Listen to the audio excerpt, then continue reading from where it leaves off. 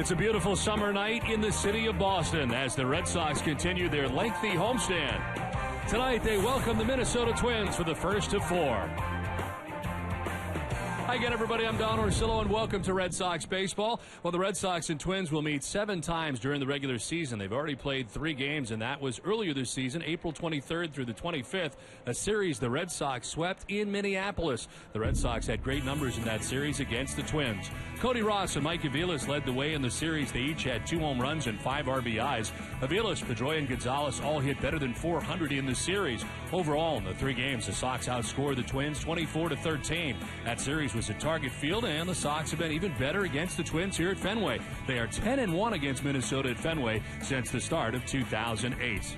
We welcome in Jerry Remy. And Jerry, last night up came Ryan Lavarnway to the big league club once again, and tonight he gets the start behind the dish. Well, Don, there's been a lot of chatter about Lavarnway joining the Red Sox sometime around the All-Star break. Well, it wasn't soon after the All-Star break that he did report, and that was yesterday. And today he gets his first start at catcher for Boston. And you see what he's done over the last 2 seasons in the minor leagues. In almost 200 games at .292 average, he had 40 home runs, 97 walks. In 17 games with the Red Sox last year, a couple home runs and 8 RBIs. And tonight, of course, he gets to catch John Lester. Now, that should not be a problem for Lavarnway. He probably did that a lot in spring training, not only in bullpen sessions, but during games. So I don't expect that to be a major factor in the ball game tonight. Tonight, he gets his debut behind the plate for Boston.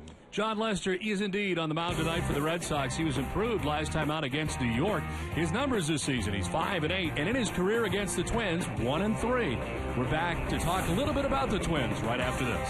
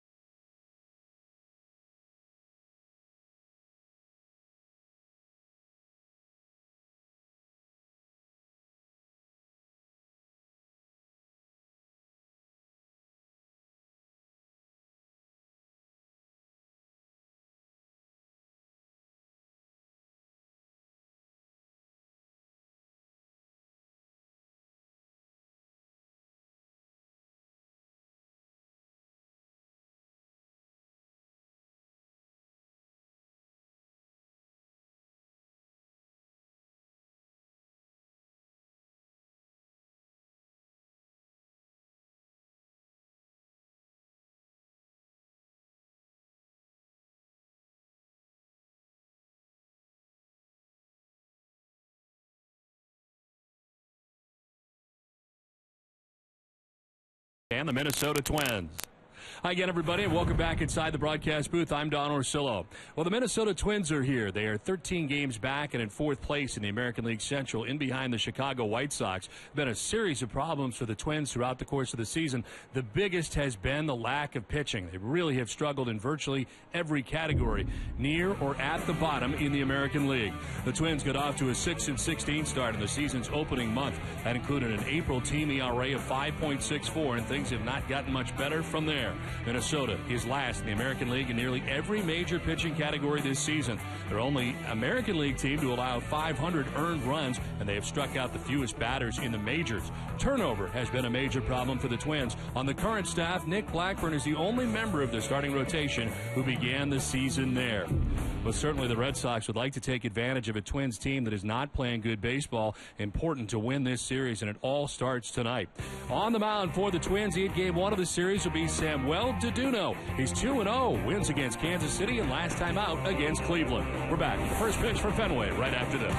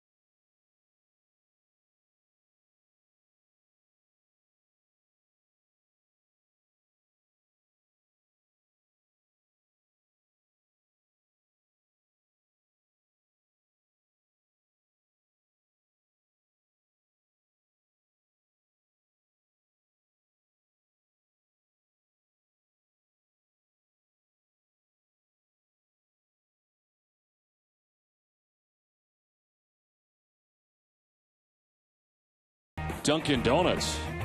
New England's website for deals by Toyota.com. And by Southwest Airlines. Hey, good evening once again, everybody. Welcome back to Fenway Park. It is a warm night here at Fenway as the Red Sox welcome the Minnesota Twins. Red Sox finishing up their series with the Tigers. They get the Twins now, and then, of course, the Texas Rangers coming in to wrap up the homestand as the Red Sox begin the night. 8.5 games back at the New York Yankees. The Yankees are idle today and tonight as the Orioles are 6.5 back, tied with Tampa Bay. And, of course, the Red Sox 8.5 back, and the Jays now 10 games back of the Yankees in the American League East. And, Jerry, we talked a little bit about it in the Open tonight, but this is definitely a team the Red Sox, John Lester and the Red Sox would like to take advantage of, a team that has really not had a very good year, and these are the games you've got to win. Absolutely, and keep winning series, and that's what the Red Sox have been able to do. They've been able to win series over the last couple, and you hope to continue that again this long weekend, a 4-game series against the Minnesota Twins. The Twins have had some problems with their pitching. They are near the bottom of the league in most of the pitching categories, so hopefully this will be a good offensive weekend for the Boston Red Sox.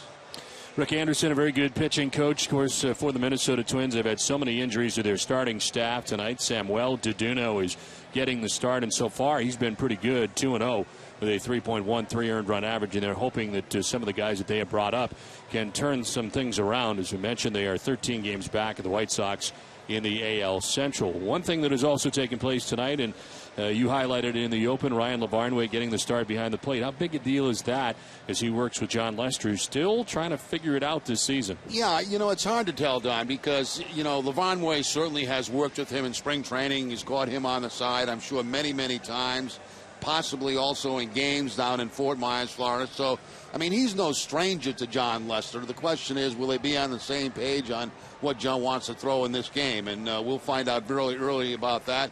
You just watch John. If he's shaking off a lot of pitches, it means, they're not completely in sync at that particular time. But Lester was very, very much better last time out against New York Yankees. To me, he was more on top. Ball was staying down in the zone a little bit better. Hopefully that continues tonight for him.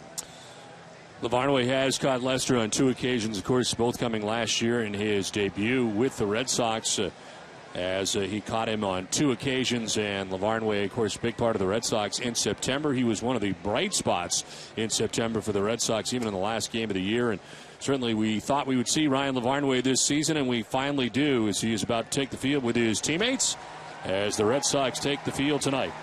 As they do, let's check out the visiting Minnesota Twins starting 9. Their lineup is brought to you by Jordan's Furniture. Leading it off, and in center field is Denard Span with Ben Revere in right field batting second. Josh Willingham having a terrific season. The DH batting third for the Twins. Justin Morneau is at first base. He bats fourth with Brian Domet in left field. Danny Valencia is at third base. He bats sixth with Brian Dozier at shortstop seventh. Drew Butera does the catching. He bats eighth. And Alexei Casillas at second base batting ninth for the Twins. On the mound tonight for the Red Sox, John Lester getting ready to make his 22nd start of the year. Comes in at 5-8 with a 5.49 earned run average. 106 strikeouts and 126 in the third innings, and opponents hitting at 286 against him. As I mentioned earlier, he is 1-3 in his career against Minnesota. Last time out against the Yankees, he ended up with a no decision, going 6 innings and giving up 4 runs. That was at Yankee Stadium. The Red Sox defense is brought to you by Southwest Airlines. The Red Sox currently 6th in the American League with 60 errors on the season. Will Middlebrooks will be at third base. Pedro Siriaco, the shortstop. Dustin Pedroia at second, and Adrian Gonzalez, the first baseman. Left to right, Kyle Crawford, Jacoby Ellsbury, and Ryan Kalish. And Ryan LaVarnway doing the catching for John Lester. The umpiring crew, Mike Winters has a play calling the balls and strikes. Mark Wegner at first base. David Rackley is the umpire at second. And Wally Bell is the umpire at third base. Where available, this telecast can be heard in Spanish by selecting the SAP button on your television remote. Enjoy the game. Buenas noches, amigos. Warm temperatures here tonight at Fenway Park, 84 degrees to start the game. Breeze is from right to left across the outfield at 11 miles per hour, and the forecast is clear. And right now, blue skies above Fenway Park. The lights are on as the Red Sox welcome the Twins for the first of 4 games. And John Lester about to deal with Denard Span to get it started here in the top of the first inning. John Lester's last win coming on June 27th. That was against Toronto. A 7-inning effort, which he gave up 4 runs. Since then, 2 no decisions and 3 losses.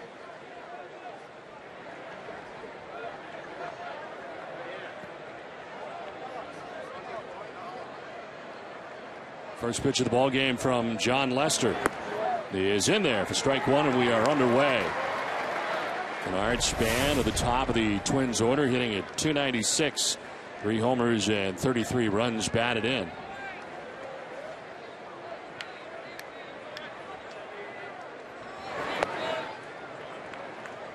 Two guys at the top of the lineup for the Twins, Bernard Span and Revere, both on long streaks. 10-game hitting streak for Span, a 15-game hitting streak for Revere. Slaps it foul and is down 1-2. This has been a real test this season for Ron Gardenhire, really the last 2 years now for the Twins. As this season he comes in at 44-60, 13 games back of the White Sox in the AL Central. They have dropped their last 2 games, and they're 5-5 in their last 10. And it's been about the inability to really get effective pitching and a series of injuries. Here's a little flare back, a third and foul ground that'll end up in the seats. That's a good cut fastball right there by John Lester, down and away, and a very difficult pitch for Bernard Span. He did a pretty good job fouling this ball off.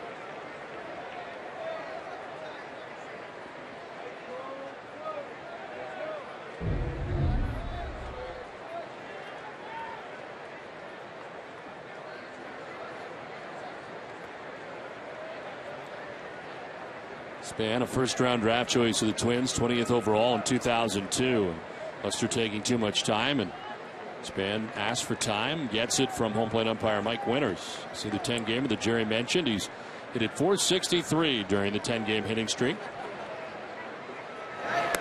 That is strike 3, and a nice start tonight for John Lester. He strikes out the first Twin that he faces.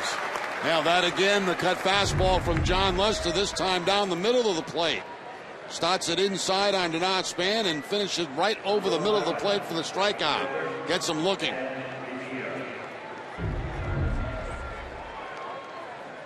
So the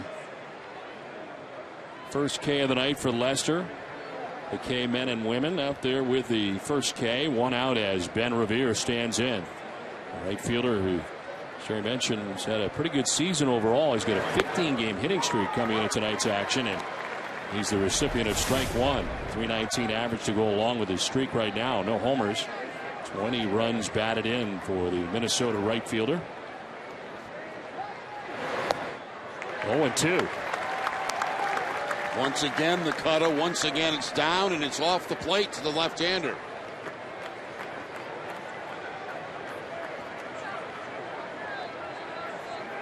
Another first-round pick by the Twins, back-to-back, Span and Revere. He was taken in 2007 as he strikes out. And John Lester strikes out the first 2 Minnesota Twins tonight. Well, it's almost the same thing he did to Span. He goes to the cutter again inside, and it picks up the middle of the plate. Almost the exact same spot that he got Span on. He gets Revere. Same pitch.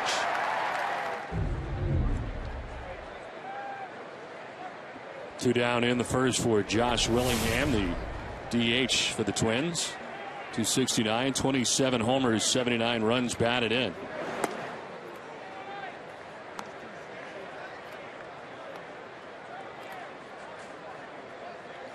He's too shy of tying his career high of 29. 29 home runs last year, and what worked out to be his last year in Oakland, but it's been a good year for him offensively. Willingham has been a nice pickup for the Twins. Signed by the Twins as a free agent during the offseason this past offseason.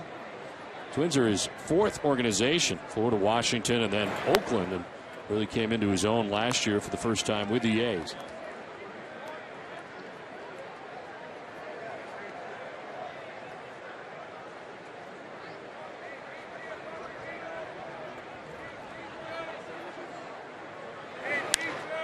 This is in the air to right center. Ellsbury tracks it, moves over, and makes the catch that ends the inning. It's a 1-2-3 first and a good start for John Lester. The Red Sox are coming up.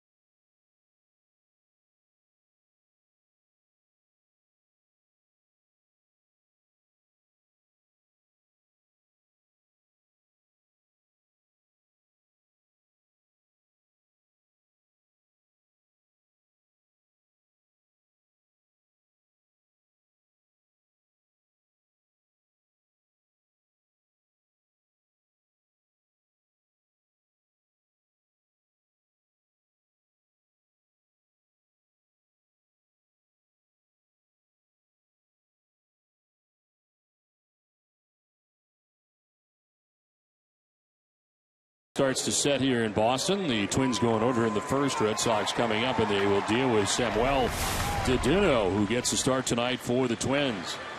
His fifth start. He's 2-0 with 3.13 earned run average. 23 innings. He has 18 strikeouts, but 16 walks. Walks have been a problem. 247 opponent batting average. 7 innings, 2 hits, and a run last time out against Cleveland. He did walk 5 while striking out 6 and ready to deal with Jacoby Ellsbury, who leads it off. Dedeno's first pitch is going to miss outside, ball 1. Ellsbury starting the night hitting at .273 with a home run, 6 runs batted in. Jacoby in the series against the Tigers was 3 for 9.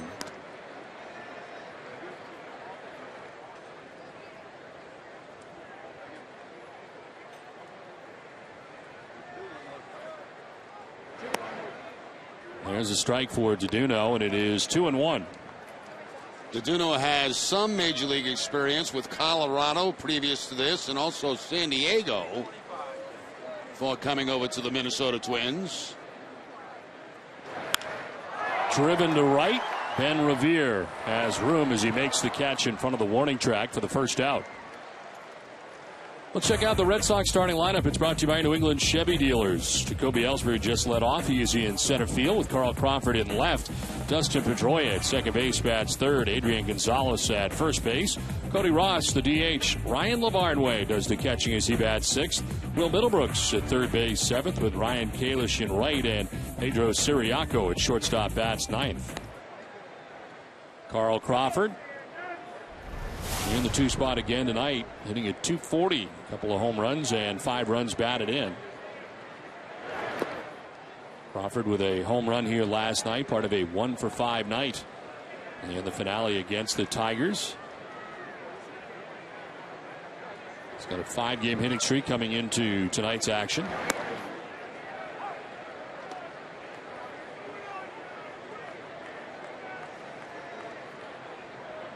On deck is Dustin Pedroia, Red Sox batting here in the bottom of the first inning. Swing and a miss. Off balance cut, and it's 2-2. That time the slider from Dedeno. His fastball so far is topped out at 90 miles an hour. That's the breaking ball down and in to Carl Crawford. Fastball, curveball, slider, changeup, and he's got a cutter. Here's a 2-2. And it's on the ground, foul outside of first. Well, coming up tonight, Naoko Funayama joins us tonight as Jenny Dell has a night off. Get the latest from David Ortiz. Of course, Jimmy Fun month of August. We'll tell you about some of the events coming up here, and we'll get you caught up on the Angels-Rangers action going on tonight. A wild game last night in their first game of the series, and expecting more of the same tonight. Two explosive offenses going head-to-head. American League West.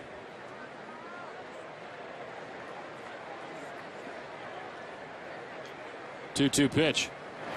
Crawford taps it foul at the plate, stays alive.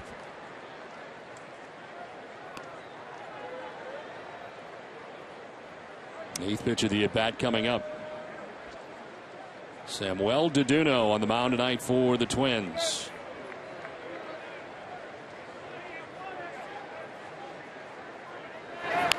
On the ground down the first baseline. It is a fair ball. Morneau will touch the bag at first, and there are two down now in the first inning.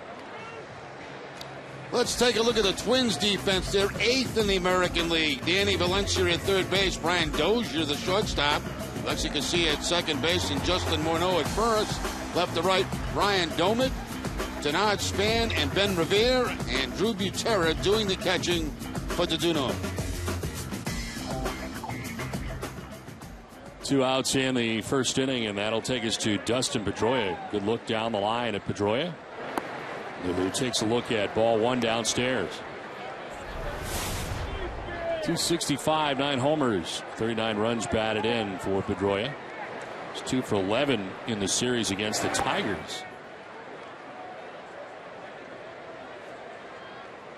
In that series, he went deep on Monday night against the Tigers, and 3 home runs in his last 7 games now, a total of 9 home runs on the year.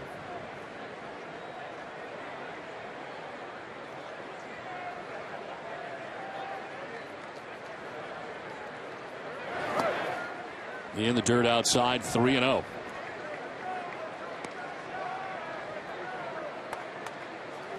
We told you about the opening series for the Red Sox against the Twins in Minnesota. Sweep for the Red Sox, and Pedroia was 6 for 14 in that series against Minnesota. And he works a 4-pitch walk. Deduno trouble with walks, and there's the first one of the night. I want to remind you this Cabaret telecast presented by authority of the Boston Red Sox may not be reproduced or retransmitted in any form. The accounts and descriptions of this game may not be disseminated without the express written consent of the Boston Red Sox. So a 2-out walk for Pedroia, and here's Adrian Gonzalez. An even .300 batting average for Adrian. 10 home runs and 62 runs batted in. 4 for 9 in the series against the Tigers. And it's strike one. First time that all these Red Sox in the lineup tonight have faced Deduno.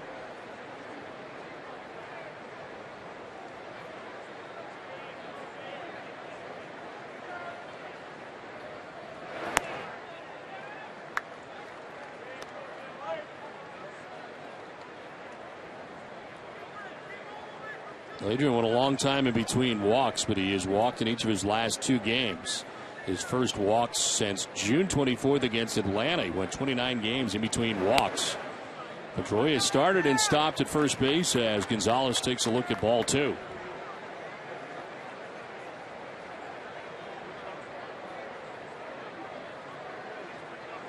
Outfield is very deep on Gonzalez. They're straight away, but very deep. Especially for Tenard Span, who generally plays pretty shallow out in center. Now you can really go get it.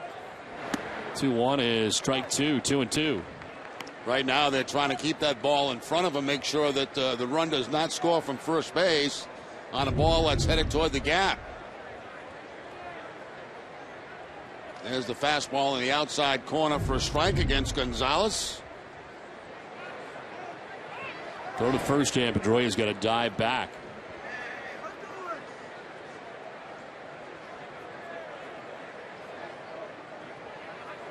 Well, since June 15th, the last 40 games, Adrian hitting at .353.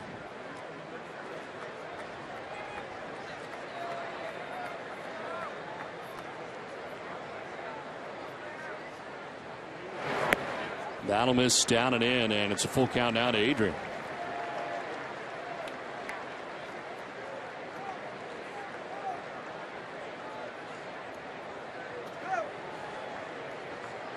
On deck for Boston, Cody Ross.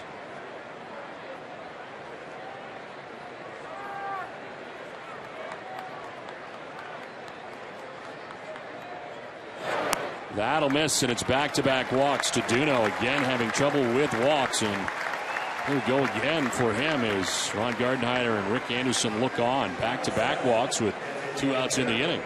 I'm sure that was going over in the Red Sox meeting prior to the game. The fact that he will walk a lot of guys. Be patient. Let him get himself in trouble. After 2 outs, walking back-to-back hitters. Here comes Cody Ross, the DH tonight, hitting at .265. 16 homers, 51 runs batted in for Cody.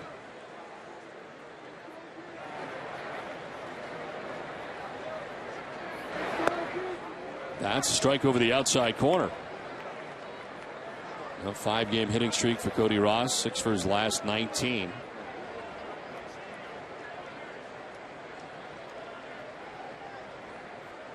And a couple of home runs and 5 RBIs at Target Field in Minnesota in the first series.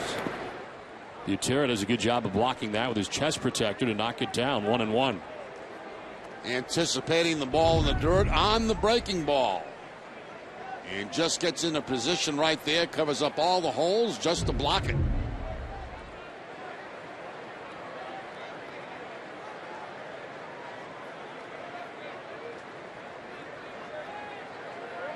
Pedroia at second. Gonzalez at first. 2 outs here in the Boston first inning. Just missed, and Duno wanted that in his reaction of frustration with the home plate umpire. And that immediately brings Butera out to the mound to calm him down immediately. Thought he had the outside corner with that pitch very close, and you can see him look away when the umpire did not give him the strike call.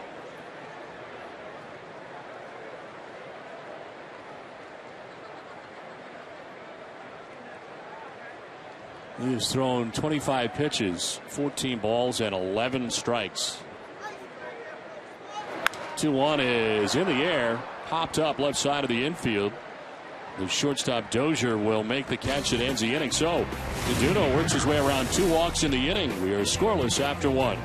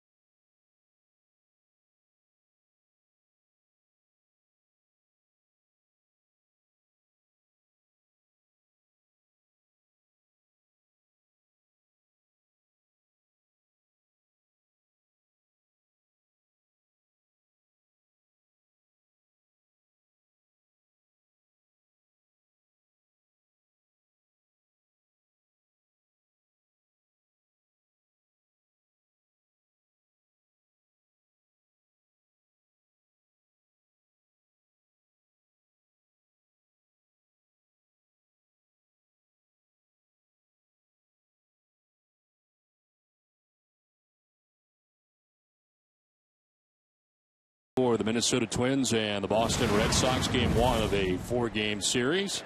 Justin Morneau leading it off here for the Twins. Red Sox into the shift on the right side of the infield as Morneau takes ball one. See Pedroia ducking back to his spot at second base, but coming over from third is Middlebrooks. He is in short right. So the Red Sox leave Siriaco on the left side. Morneau, part of our key matchup, brought to you by your New England Acura dealers.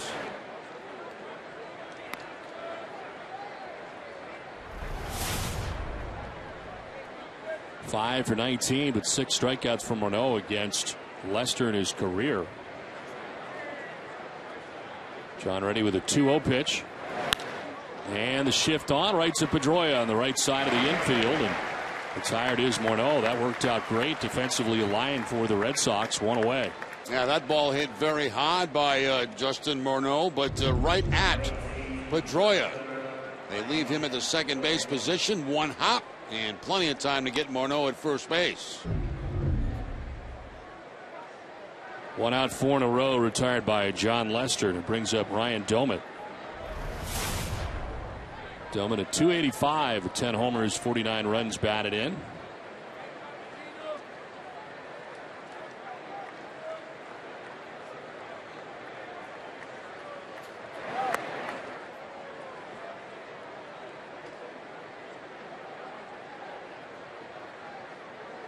Doumit 2 for his last 12 coming into tonight's action, and in left field tonight for the Twins. And a swing and a miss. Lester with 2 strikeouts in the first inning.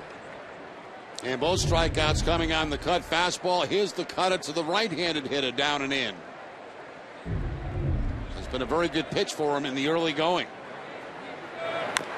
This one fouled off. Jerry, you talked a little bit about his arm angle, and I would imagine that as far as the cutter goes, important to have that sort of over the top where Lester used to be. It seemed like he was getting out a little bit, maybe 3/4. And it's a little bit different. And that kind of makes it more of a slider, doesn't it? Yeah. Makes it a little bit easier to pick up. Flattens it out a tad. Yeah.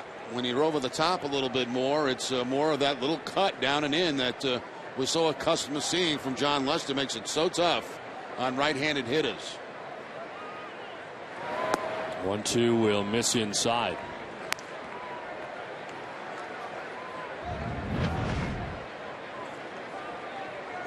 It's been said so many different ways and so many different times. The Red Sox are going to go as far as John Lester and Josh Beckett. Like Buchholz able to take them, and there is strike 3. Third strikeout for Lester of the night.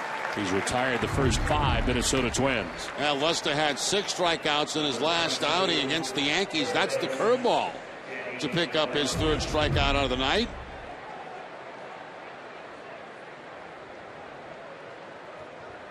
Two down for Danny Valencia, third baseman for the Twins. 203 average, 2 homers, and 16 runs batted in.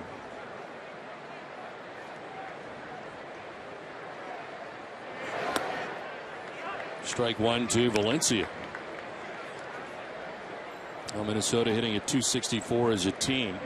Middle of the pack offensively with batting average numbers anyway. Broken back grounder, softly to short. Siriaco charges and fires. Low throw, but it's dug out on the backhand nicely by Gonzalez. It's a 10-pitch, 1-2-3 inning for Lester in a scoreless game from Fenway.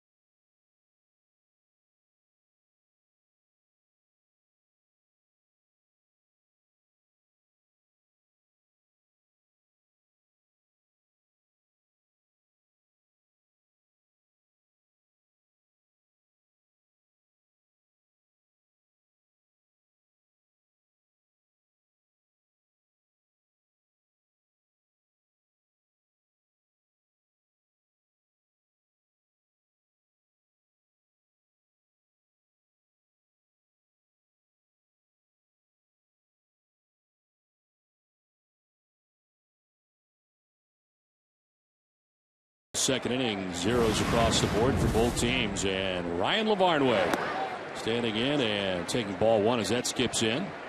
We sort of wondered when we would see Lavarnway this season after finishing the year last year with the Red Sox. This year in 83 games with Pawtucket, 8 homers, 43 runs batted in, and a .295 average. He is back and doing the catching tonight. So the Red Sox carrying 3 catchers at the moment. He was recalled prior to last night's game, his first major league stint of this season.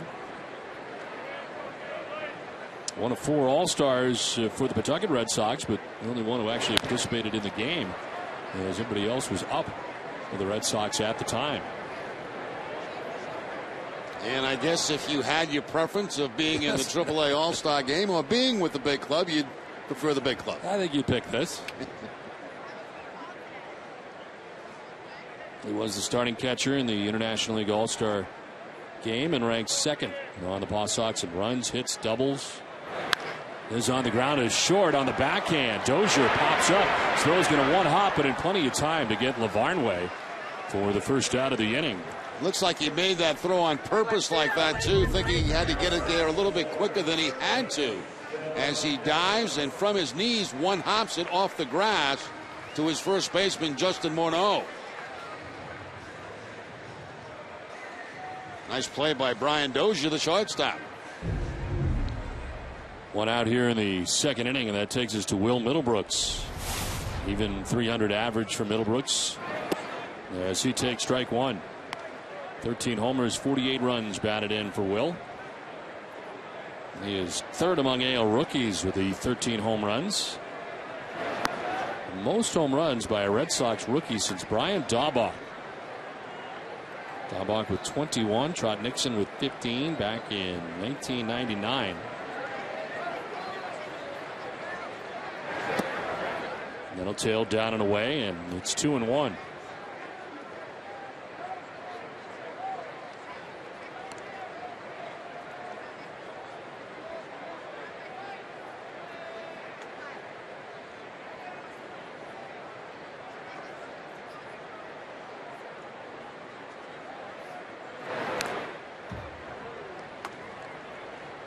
Bruce Springsteen and the E Street Band returns to Fenway Park this summer. Don't miss out on the opportunity to see this legendary band perform live at Fenway Park this Wednesday, August 15th. Additional production tickets were just released, so get them now at etix.com. And I maybe played the air guitar at one of those concerts. Really? Yes. Hopefully you don't fall this time. On the ground at third base, Valencia's got it. His throw across the diamond in time. And there's 2 down. Filling in tonight for Jenny Dell, Naoko Funayama. Naoko? Hey guys, David Ortiz had a chance to speak to the media today, told us he's making some good progress, went through a full workout, but still needs to see how he's going to react to that workout tomorrow. Now, he did think that he's going to still need 3 to 4 days before incorporating power drills. Yesterday when I came in, I feel really good, and then we take the treatment to another level. And today I came a little sore, and but today we take the treatment to another level. So the level that I thought I wasn't going to be able to it, but it feels good though. It feels good, and I'm improving. Ortiz says it's been a little frustrating, but progress is progress. Also, Josh Beckett did not throw a side session today, may not throw tomorrow, meaning he could miss his next start on Sunday. We're thinking maybe Franklin Morales could start in his spot. Don? All right, Naoko, thank you very much. As grounding out is Ryan Kalish. We played 2. No score from Fenway.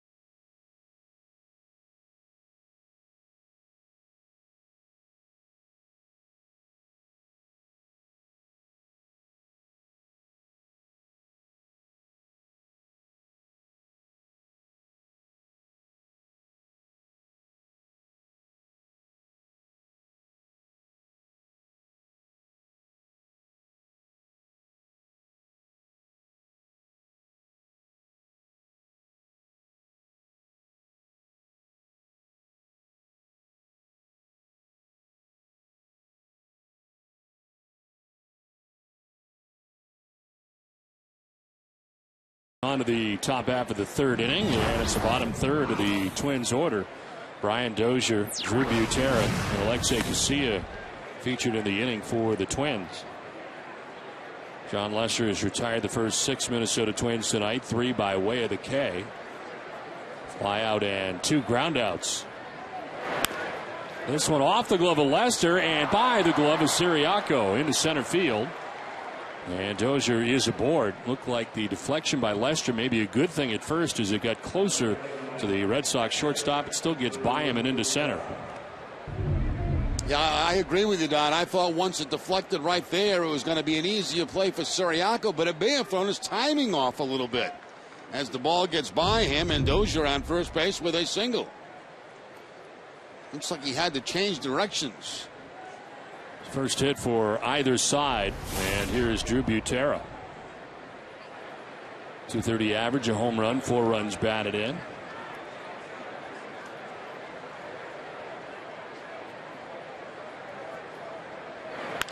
This is driven out to deep left center field. Back goes Ellsbury, almost to the track as he makes the catch and then backpedals onto it for the first out here of the third inning.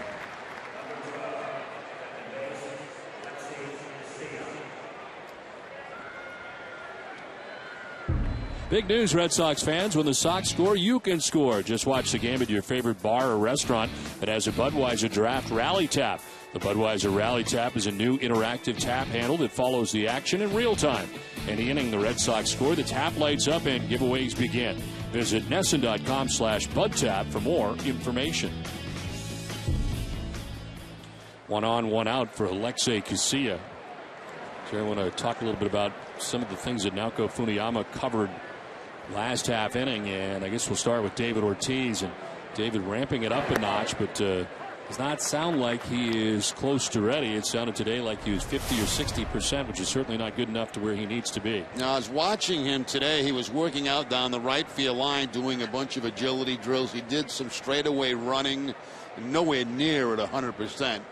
And the good news, according to Ortiz, is the fact that, yes, it is getting better, but not yet ready to get back in the lineup and hit for the Red Sox as a DH. So that's probably going to take a few more days.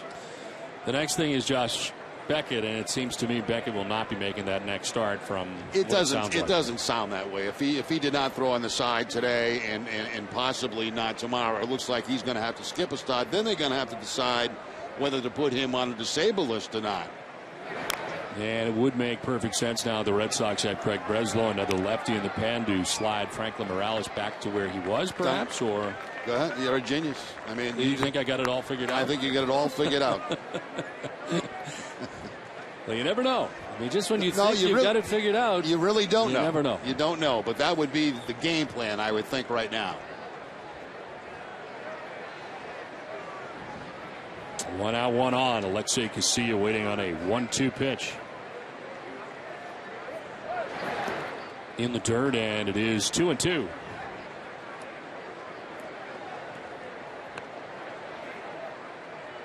I think a lot of people were surprised to see Ryan Lavarnway walk into the Red Sox clubhouse yesterday. Trade deadline came and went. Red Sox have Salta Lamake and Shopik still here. And all of a sudden, in comes Ryan Lavarnway into the clubhouse. It was like, uh-oh, what happened here? But the Red Sox going to carry 3 catchers for now. And we had back-to-back nights in which both catchers were in the lineup. This on the ground. Diving is Gonzalez. He will make the play at first, the shore out.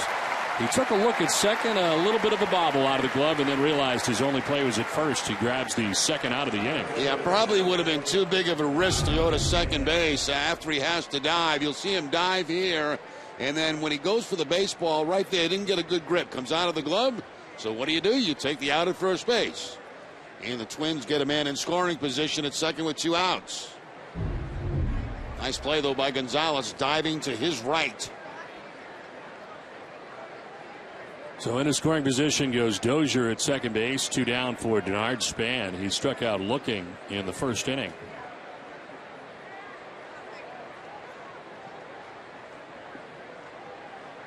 Three strikeouts on the night for the Red Sox left-hander, and Lester wants to talk it over with Ryan Lavarnway.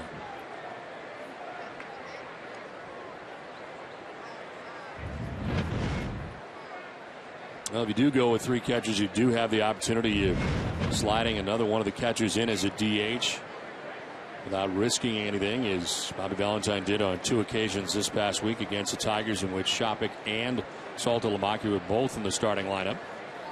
Red Sox will deal the lefty tomorrow night, and Brian Dunsing, who gets a start for Minnesota. This one is fouled off to the left.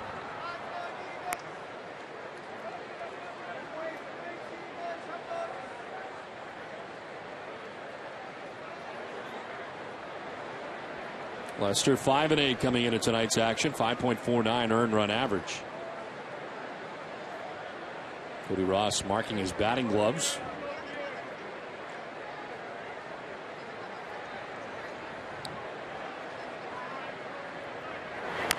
Span will chop it foul, and it's 0-2.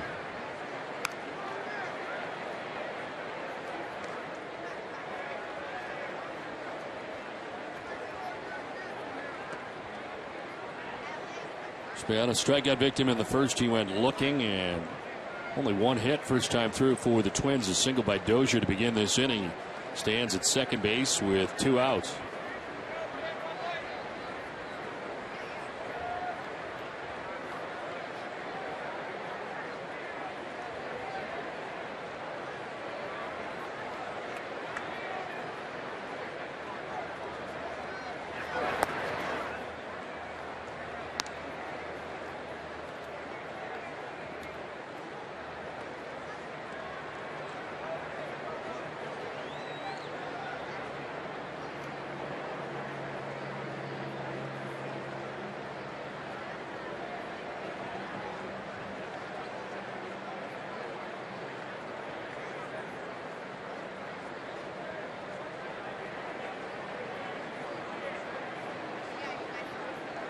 Backing out is Span, as Lester taking a lot of time in between pitches here, and back and forth here with Lavarnway a little bit.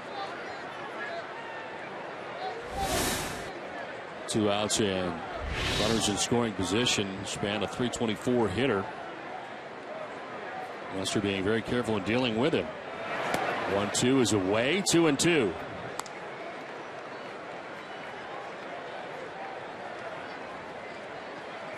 So you mentioned Lester was improved last time out. What did you like last time that he had not seen in the outing before? The parts of the game that I saw Lester pitch against the Yankees, I thought he kept the ball down a lot better than what he had been in his previous starts.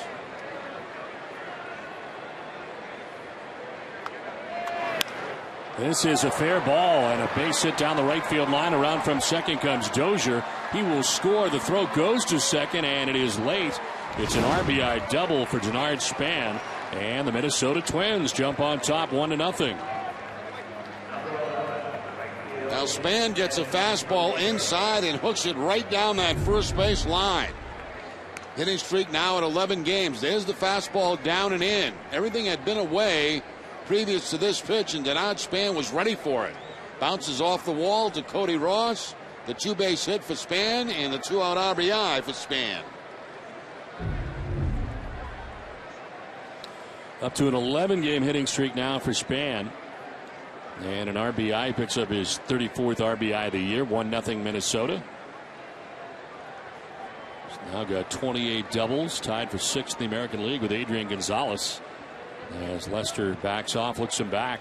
I think I said Cody Ross in right field. It is not Cody Ross, it is Ryan Kalish. Of course, Cody Ross tonight, the DH for the Red Sox.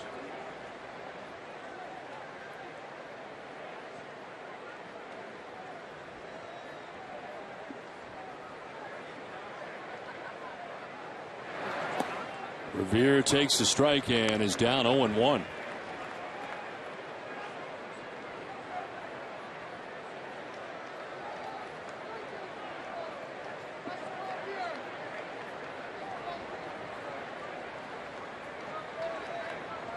Span takes off for third as Revere bloops one back a short and over the outstretched glove of Siriaco. Around from second comes Span. He was off, taken off. And he was going to try to steal third, but instead he'll just come around and score on the single by Revere, and the Twins take a 2-0 lead off John Lester. Just a soft line drive right there that Siriaco could not get to. You're going to see Span take off for third base. Looks to be the cut fastball and just up over the glove of Siriaco, the shortstop. And the Twins will pick up another run. All this coming with 2 outs in the inning. So another hitting streak extended. It's Ben Revere's to 16 games now.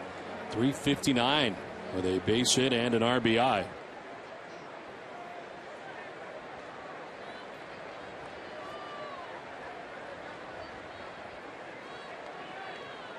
Revere at first, held on by Gonzalez. Josh Willingham, the batter, flied out to the center fielder Jacoby Ellsbury in the first inning. He's 0 for 1. As he takes ball 1.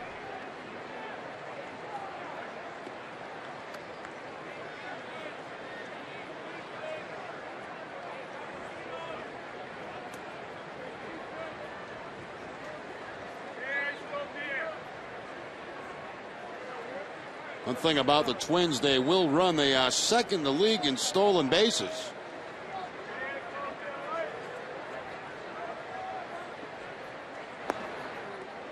Did he go? They'll check. No, he did not, says Mark Wagner, and it's 2-0. Well, don't just beat the heat, annihilate it. Hurry into Cumberland Farms Chill Zone and mix up your favorite fountain or frozen beverages for just 89 cents any size. The Chill Zone, only at Cumberland Farms. 40th pitch of the night coming up for John Lester. 2 outs here in the third inning and a bluff to first. I mentioned running. Revere has 25 steals on the season, has been caught 5 times.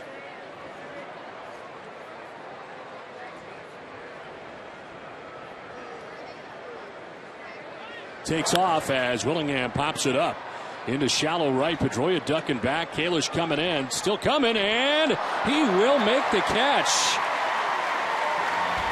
Kalish was looking at Pedroia. Pedroia looking at Kalish, and it's Kalish who makes the grab. The Twins take a 2-0 lead.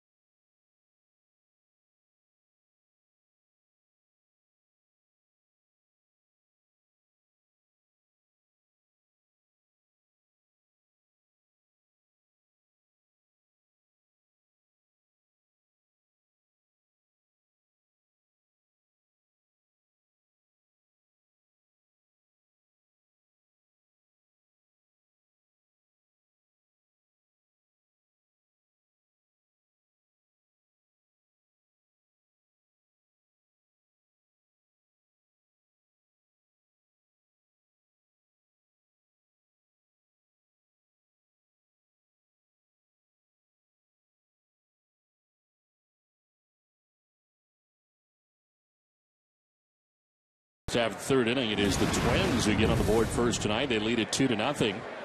Samuel Duduno back on the mound, and his first pitch is in there for strike 1. If you wonder why Dustin Pedroia didn't make this catch, you can see why. He was covering second base on the attempted steal. And man, the Kalish have to come a long way to make a very nice play to get out of that inning.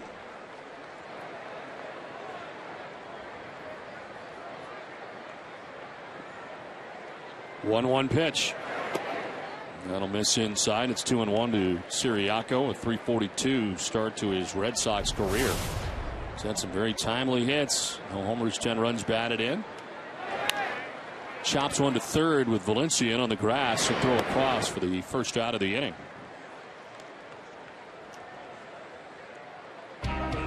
Red Sox baseball on NESN is brought to you in part by Eastern Bank, the official bank of the Red Sox television network. Tradition, history, and a commitment to everyone on our team. It's just a few of the things Eastern Bank is made of. Find out more at easternbank.com. A beautiful night tonight in Boston as the temperature is warm, but late summer night. Red Sox trying to heat it up as they trail 2-0 with one out in the third inning. Good baseball weather, Don.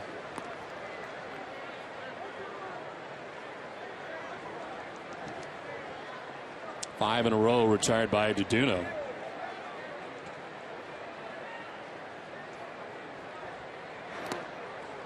That'll miss for a ball, and it's 1-1.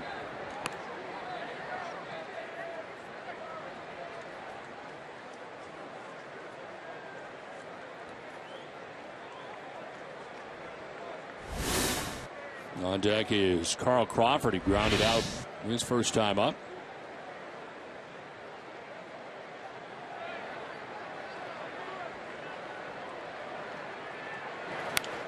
This is chopped to first as Morneau backs up, and he'll take it to the bag himself for the second out. Ground ball outs all of a sudden starting to pile up here as it's time now for the Coors Light Cold Hard Blast. Carl Crawford last night got the Red Sox within a run with his home run, his second of the season, into the bullpen. Fortunately for the Red Sox, Delman Young would hit another home run, and the Red Sox ended up losing the ball game. So Crawford with a home run last night. Cross-brewed Coors Light, the world's most refreshing beer. Grounded out in his first at bat tonight.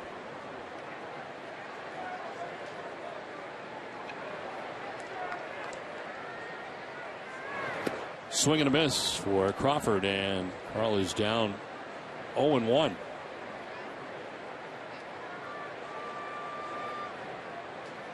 Six ground ball outs for Duduno as he misses the target inside. 1-1.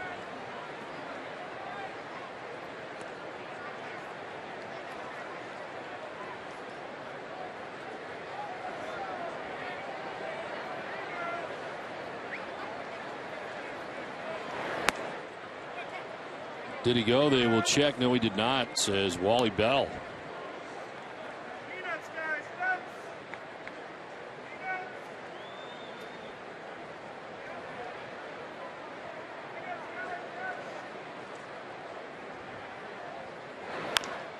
Another ground ball. This one's a high chopper out to Casilla.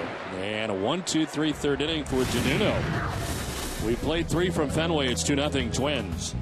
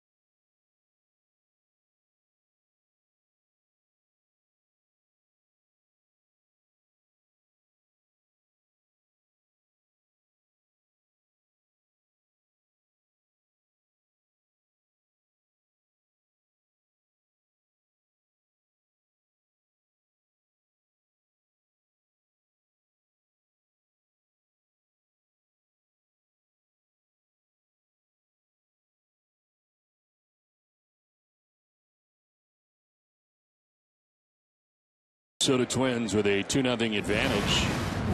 Justin Morneau leading it off and taking a pitch up high for ball one.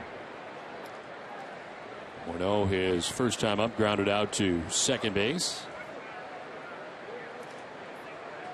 Morneau will be followed by Domet and Valencia in the inning as soft ground ball sent foul. Evens the count at 1-1. Lester retired the first 6 Minnesota Twins he faced in the game. And he gives up a total of 3 hits and 2 runs in the third inning. Line to left center that's going to get in for a base hit over is Ellsbury. And Justin Morneau with a leadoff single. Second straight inning the Twins have had the lead runner on. And that came off the fastball from John Lester as Morneau goes to center field. It's that fastball middle in, and a little bit of an inside-out swing that time by Morneau to take it to center for the base hit.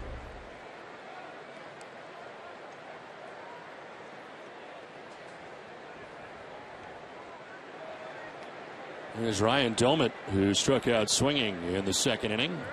John Lester has 3 strikeouts in the contest, and it's now second time through for Lester against his Twins order.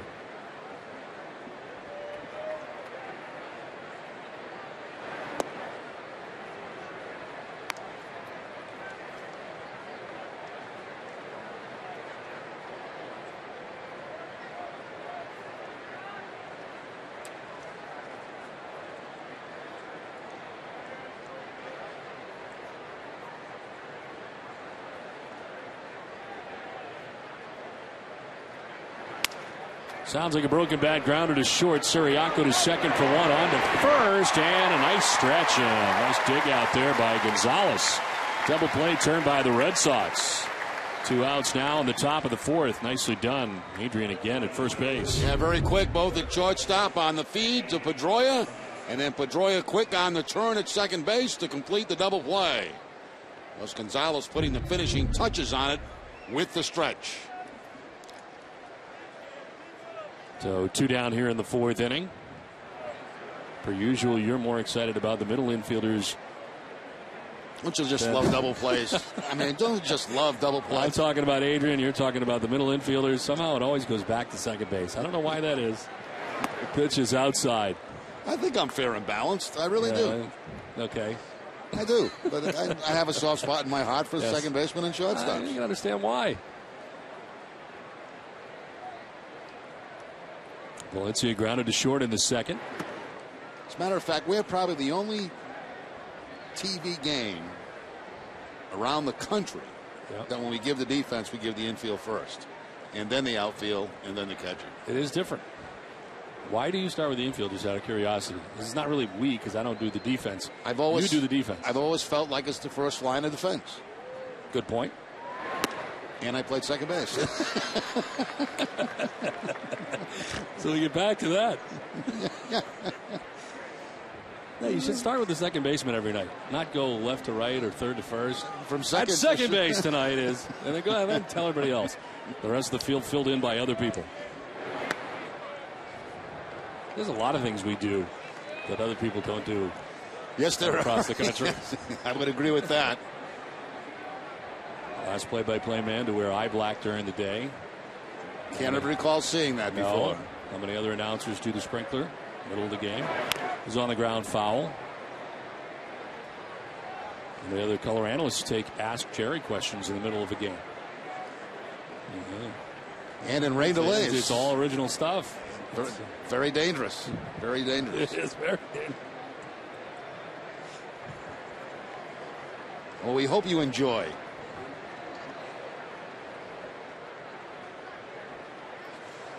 Next half inning, the Jimmy Fund and Gonzo, as Naoko Funiyama will get us filled in on an event coming up. Adrian Gonzalez involved in part as the Jimmy Fund month here.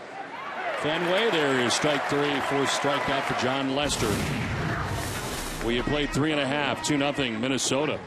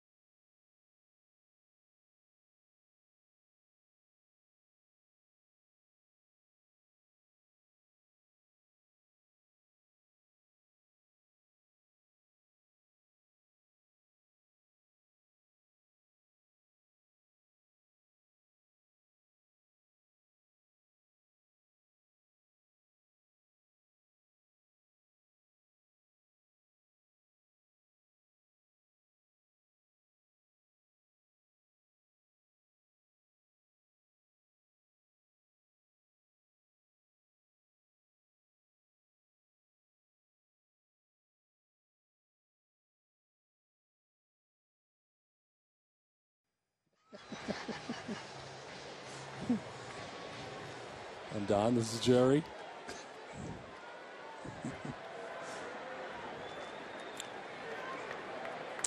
2-0 Minnesota on top of Boston as we head into the bottom of the fourth inning. Dustin Pedroia, Adrian Gonzalez, and Cody Ross. Dustin Pedroia is the second baseman. Very observant, Don. You don't get that stuff everywhere. This is low and outside.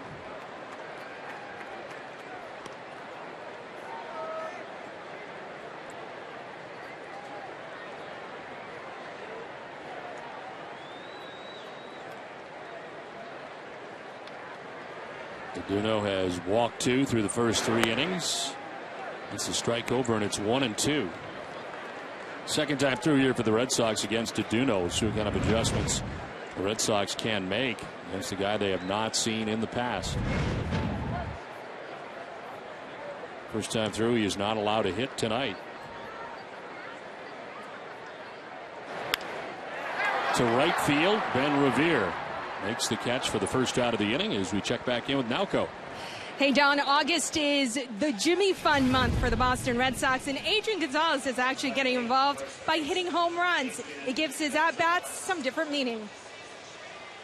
I wanted to donate some money for every home run I hit in the second half, and, you know, it worked out perfectly that August is Jimmy Fund month, so, you know, we're going to donate $5,000 to the Jimmy Fund through the Red Sox Foundation for every home run that I hit.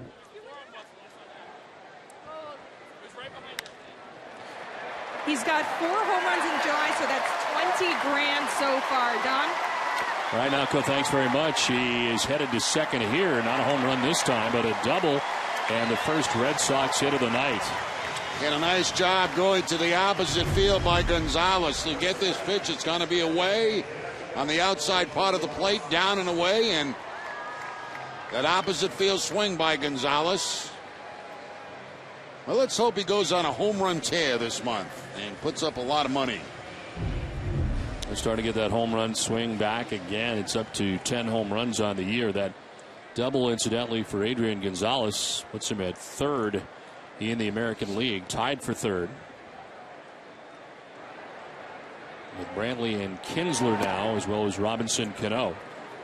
Alex Gordon, the league leader, with 37 doubles on the year. The Kansas City Royals left fielder. Cody Ross bats with 1 out, a runner at second. Ross popped out to the shortstop, Brian Dozier, in the first inning.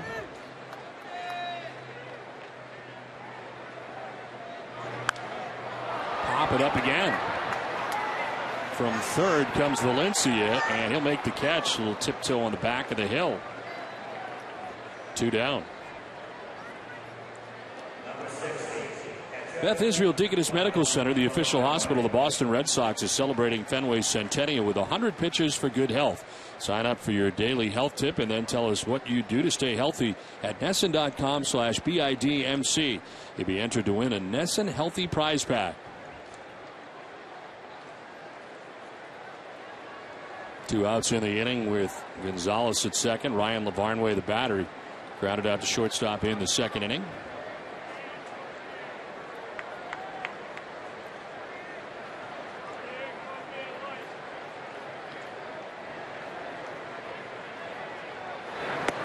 That'll miss outside, ball 1. Well, Naoko Funayama joining us tonight. Feels a little bit like Bruins season. The question is, I guess, is Bruins season going to start on time coming into this next season for the Bruins?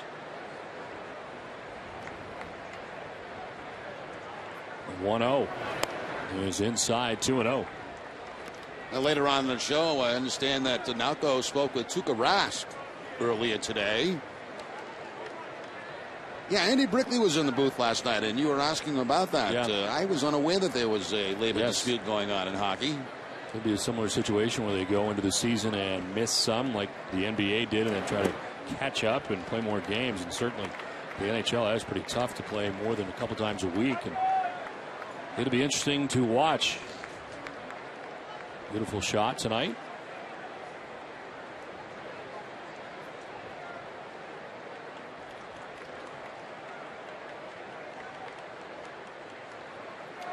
The 3-0 pitch is inside, and a 4-pitch walk to Ryan Lavarnway. There's a third walk given up by Duno.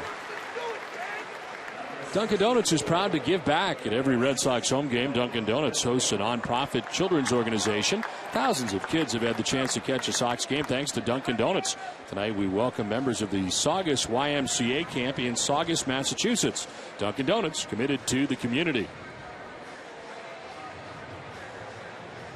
2 outs, 2 on, and Will Middlebrooks is coming up.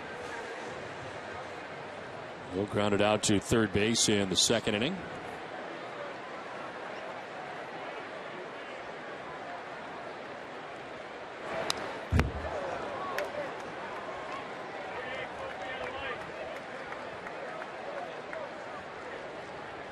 Red Sox had 2 on in the first inning, could not score as Cody Ross popped out, and Red Sox stranded a pair.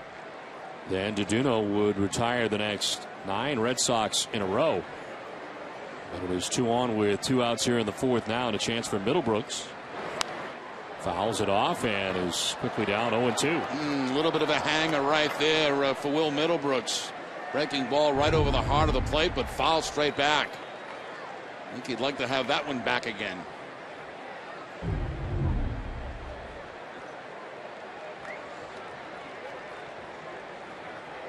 Gonzalez at second, Lavarnway at first, 2 down.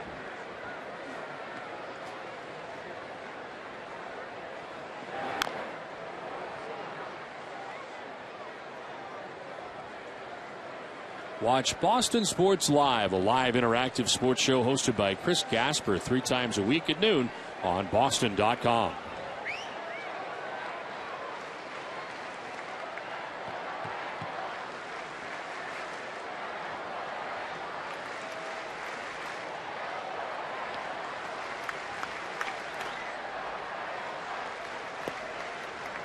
Brooks lays off and takes ball 1.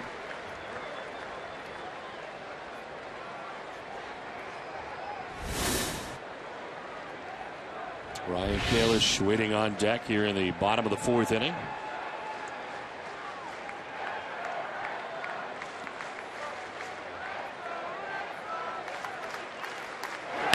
Middlebrooks hits a fly ball to center field. Denard Span is out there in center.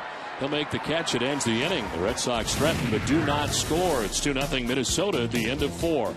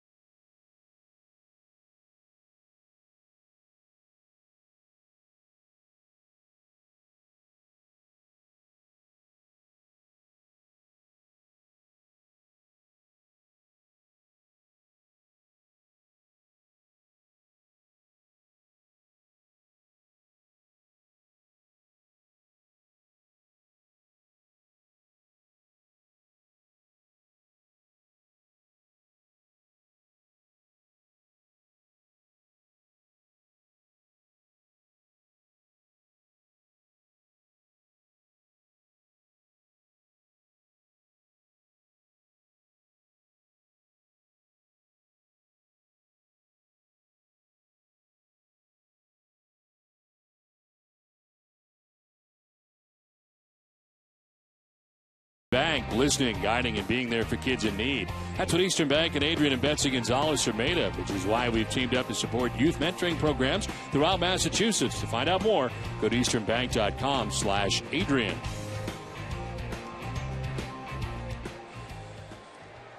Well, that's an Emmy Award-winning shot right there.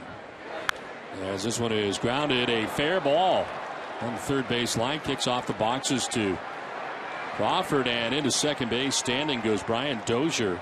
A double to get the fifth inning started for the Twins. Second hit he's had tonight, had a single back in the third inning when the Twins got a couple of runs. He leads off the fifth with a double right down the line. Fastball middle of the plate that time and topped right over the third base bag. Karam's out, but still the two bases for Dozier. Seen 3 pitches in 2 at-bats, and he's got a single and a double. He's been very aggressive and on for the second time in scoring position here in the fifth inning. And here is Drew Butera.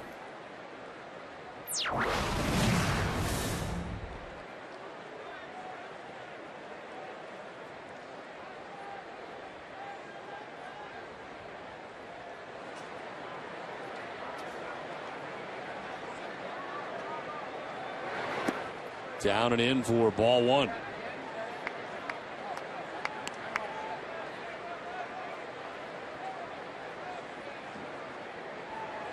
Butera 1 for 8 with runners in scoring position on the year. And the one part is a home run.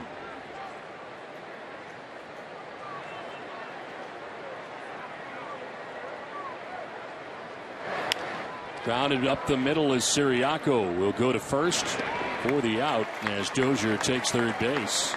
One down in the inning. Well, it's time now for tonight's AT&T trivia question. Question is, which player won an Olympic gold medal? Which player won an Olympic gold medal and a World Series title with the Red Sox? The answer for you a little bit later. I think I know the answer to that one.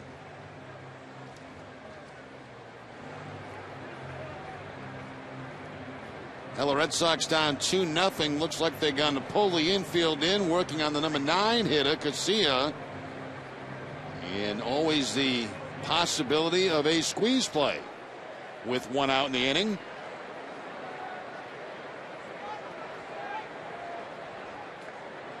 Casilla grounded out to first base in the third inning. He is 0 for 1.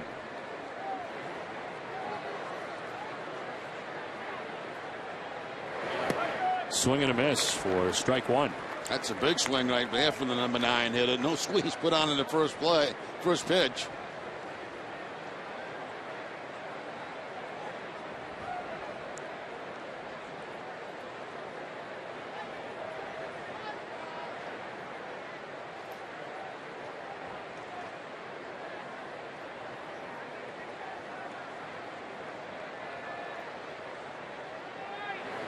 Pitch out and nothing doing. Bobby Valentine thinking along the same lines that I am, and of course with the count 0-1, not wasting anything there by pitching out.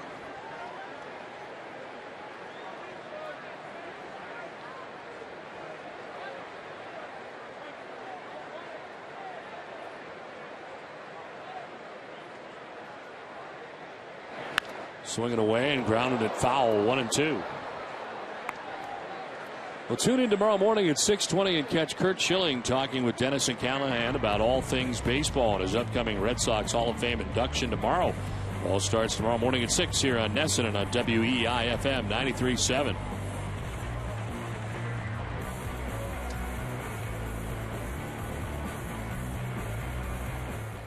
Infield in all the way around. Dozier at third base. The 1-2 pitch coming to Casilla. Will miss. 2-2. Make sure you turn in early tomorrow. It's 6:45. You always turn in early for the pregame show, but make sure at 6:45 you tune in tomorrow because they'll be honoring the Red Sox Hall of Fame inductees on the field prior to the ballgame. We'll be at the actual Hall of Fame induction here at Fenway Park tomorrow afternoon. Curt Schilling, Ellis Burks, Marty Barrett, Joe Mooney. Among those going in. This is down the right field line and foul.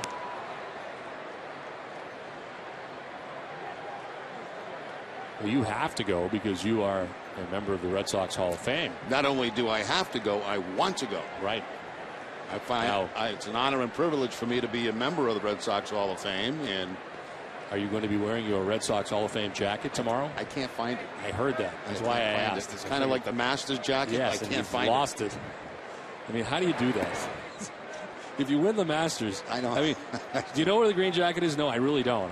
I don't know what I did with it. I mean, how does that happen? You get put in the Red Sox Hall of Fame. They give you this nice Red Sox Hall of Fame jacket. It's supposed to come back every year, and you don't know where it is. I don't know where it is. I don't know. What are you going to do? I might have lost it at the cleaners. I have no idea. I'm just going to wear a regular suit. You get another one, maybe? It's possible. I could have. There's another one hanging around. 3-2 is down the left field line, and it is a foul ball. Wally Bell, third base umpire, looking down the line.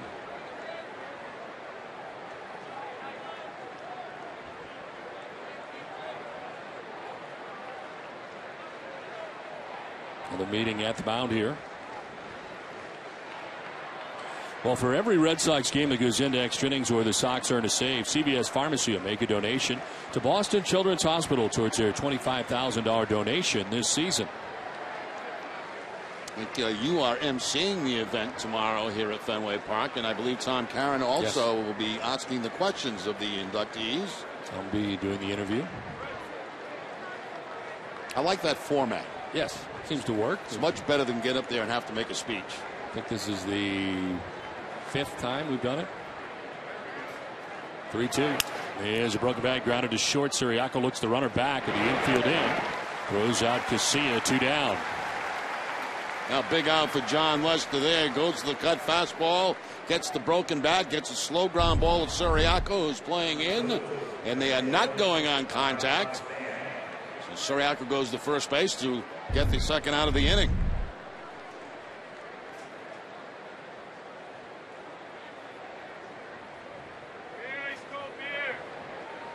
So Dozier at third, now 2 down. The infield can back up. Denard Span, the batter, he struck out in the first inning.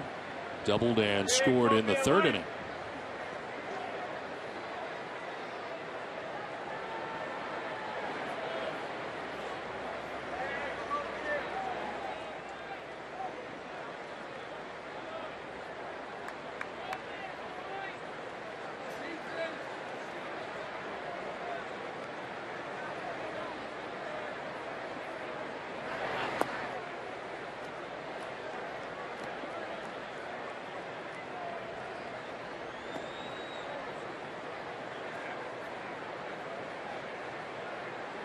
Minnesota getting 2 runs in the third inning now, threatening again here in the 5th. Leadoff double by Brian Dozier. Lester trying to work his way around it. Dozier now at third base. 1-0 to Span. And then it's fouled back, 1-1.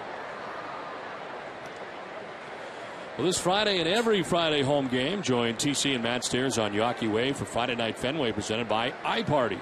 It's 30 extra minutes of pregame coverage before the Sox take on the Twins.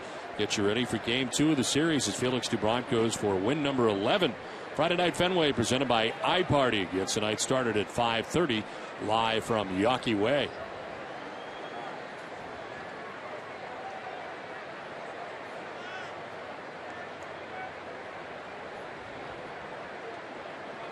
One pitch. Downstairs for ball 2, 2-1 as Lester misses with the changeup.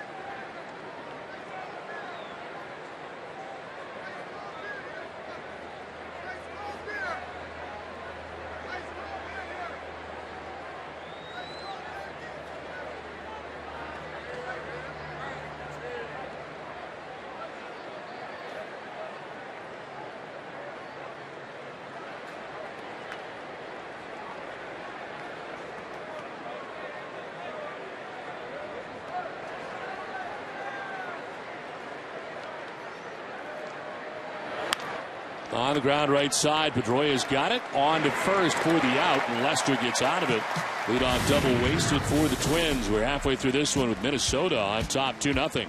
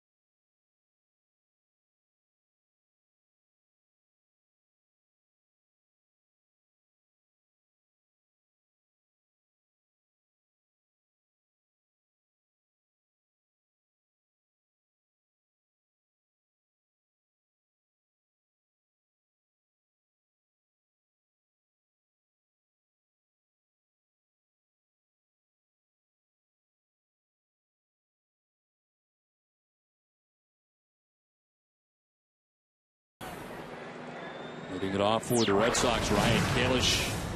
See Pedro Siriaco and Jacoby Ellsbury in the inning. Samuel Dedunu back on the mound.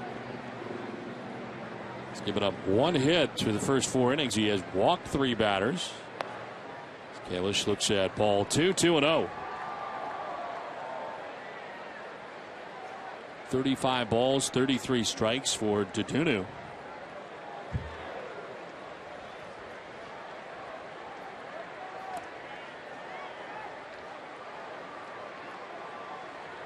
Walks have been his big issue so far for the Twins, and tonight no different. He's not struck anybody out.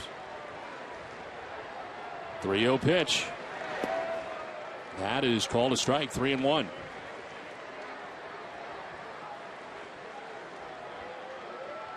Dedunu with the 3-1. Softly chopped towards short. Dozier has got to hurry up on the run. His throw is kind of a changeup, but it's in time. He had a lot on it, and Kalish is retired at first base. I had a long way to go to get to this chopping ground ball by Ryan Kalish, and then the sidearm flip to first base was like a changeup, but it was there in time to get Kalish, just in time. Sometimes you go in that glove and you try to get the ball out and you get the palm of your hand on it, and that results in a changeup throw to first base. 1 out in the inning for Pedro Siriaco. Grounded out to third base in the 3rd as he takes strike 1.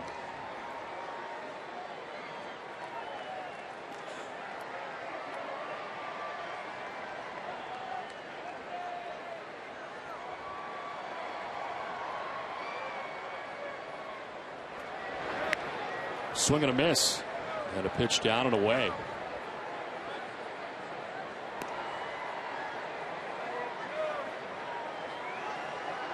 Red Sox stranding 2 base runners in the 1st inning. They stranded 2 in the 4th inning.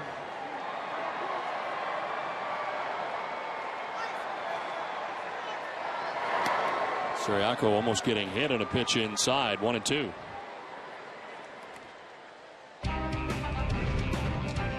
Whether you're watching the game at the park or at home, Eastern Bank's mobile banking lets you access your account from wherever you are. It's just one more way. Eastern Bank is making banking easier. Learn more at easternbank.com.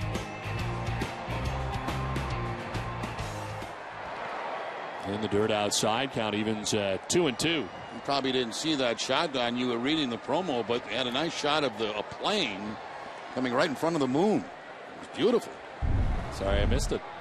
Oh, there it is again. There it comes again. Look at this.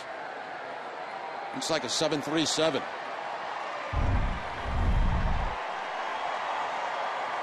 Two to Siriaco. Swing and a miss. He strikes out. There is the first strikeout of the night for Dedunu. And there's 2 down here in the 5th inning. A lot of off-speed stuff in that at bat to Siriaco, and he puts him away on a changeup down and out of the strike zone. A lot of curveballs early, changeup late for the strikeout.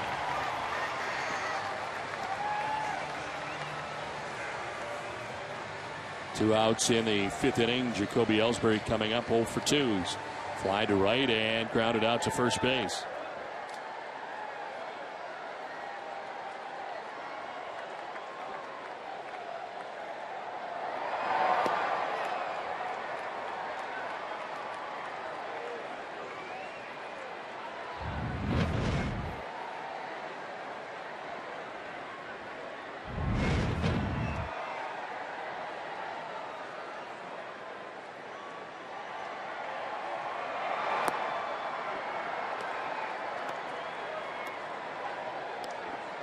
It's an Angels-Rangers update. Ryan Dempster making his Rangers debut tonight. Picked up at the trade deadline, coming over from the Cubs. That'll be coming up next half inning.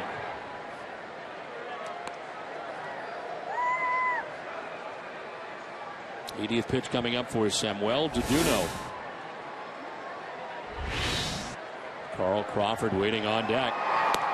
Ellsbury takes ball 3.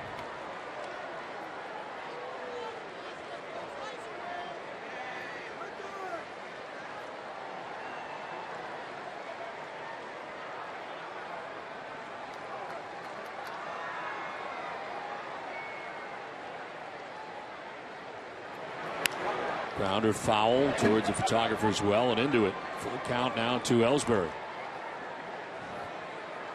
Well, tonight, following our Red Sox coverage, joined Jamison Coyle for Ness and Daily, presented by Sun Life Financial. Bruins goalie Tuukka Rask visits the Jimmy Fund Clinic and speaks for the first time this offseason. Plus, he'll have a recap from Day 6 of the London Olympics. All this and much more on Ness and Daily tonight after Red Sox coverage, only on NESN. Now that's an exclusive right there. He hadn't talked all offseason, but he talked today, and we got it. Talking today. I believe he talked to Naoko, if I'm not mistaken. And he'll be talking to Naoko Funayama a little bit later in the game. That's hard to do, not talk the whole offseason. Yes. I think you could do it.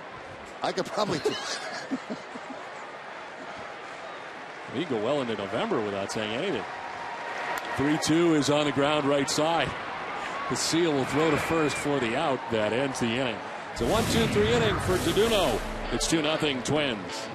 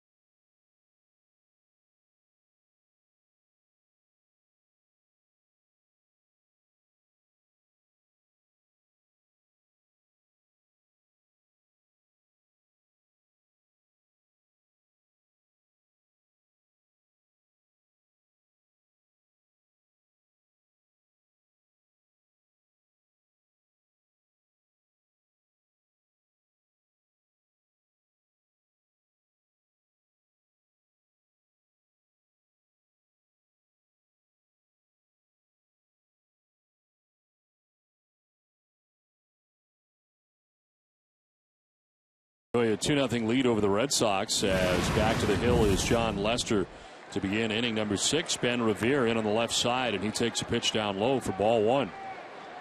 Revere 1 for 2 tonight with an RBI single in the 3rd inning after he had struck out in the 1st. John Lester with 4 strikeouts in the game tonight. 1-0.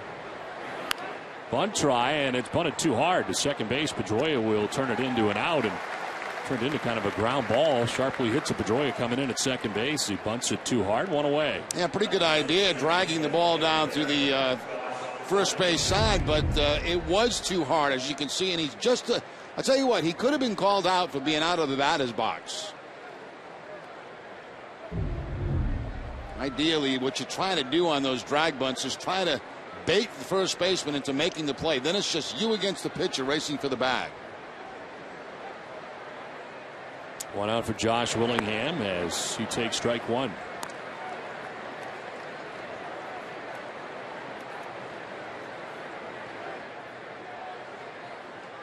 Willingham flied out to center field in the 1st, fly to right in the 3rd inning. Count evens at 1-1.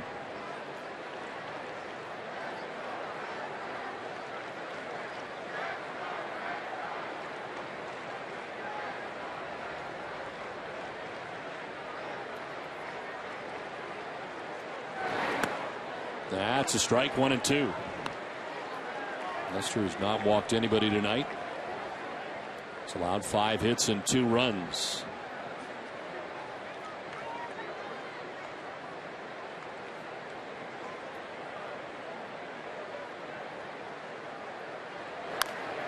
Chopped down the third baseline, a foul ball.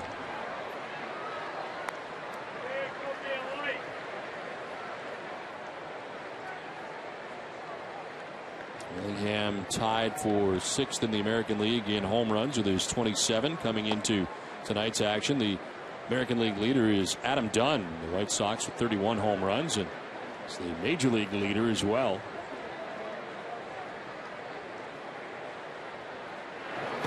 It's been a much better year for Dunn and Chicago White Sox, as Dunn had just 11 home runs in his first year with Chicago last year, but he's doing well. So are the White Sox, who lead the American League Central.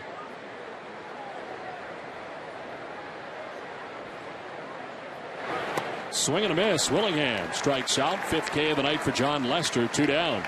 It's time for a game break, and Tom Caron, TC.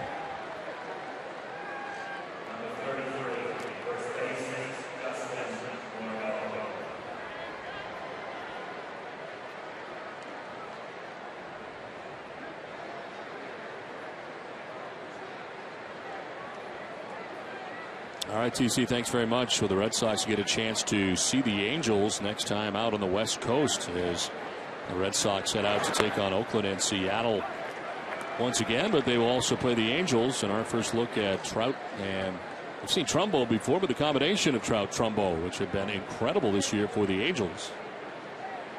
Trout now hitting .350, the rookie. This one to left field and towards the corner. It's trouble as it gets down, and Morneau is headed for second base. His second hit of the night off John Lester. This time it's a double with 2 outs here in the 6th inning. Now both hits coming on fastballs. 2 is last time up, one towards center field on the fastball. This time it's up and away and takes it right down that left field line. All the way to the wall, and standing at second base with the 2-out double is Morneau.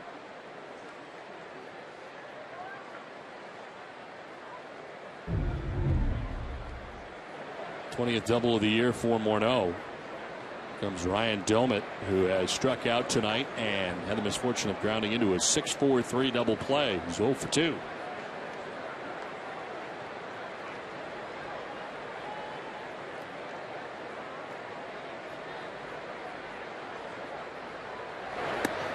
Strike 1 from Lester.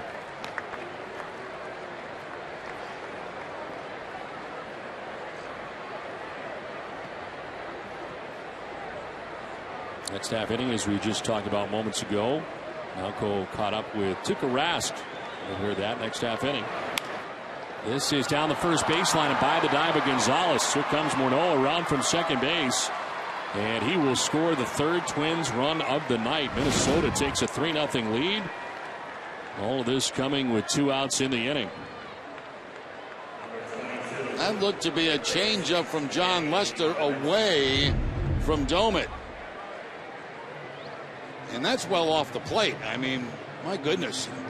How do you make contact on a pitch like that? That pitch was way off the plate and right down the first base line. Well, the Twins have cashed in. They are 3 for 6 tonight with runners in scoring position. Red Sox have been 0 for 3 in that category, and we'll see this swing again on the pitch away. I mean, that's really reaching out to a ball that's not even close to being a strike and keeping it fair down that first baseline to drive in a run. Ryan Domit getting the job done as picks up his 50th RBI.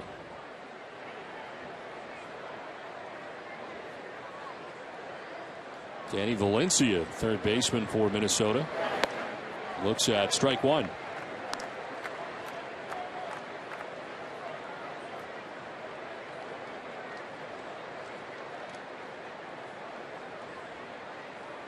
Valencia, 27 years old, parts of 3 seasons now in Minnesota.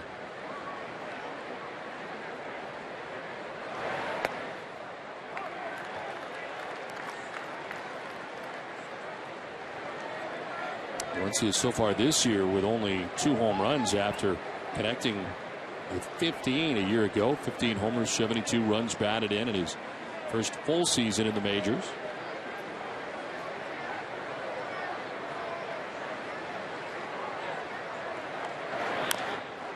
Grounded foul, still 0-2. Well, tune in to Nesson on August 21st and 22nd for the coverage of the WEI Nesson Jimmy Fund Radio Telethon, presented by Arbella Insurance Foundation. Arbella Insurance, here for the Jimmy Fund, here for good.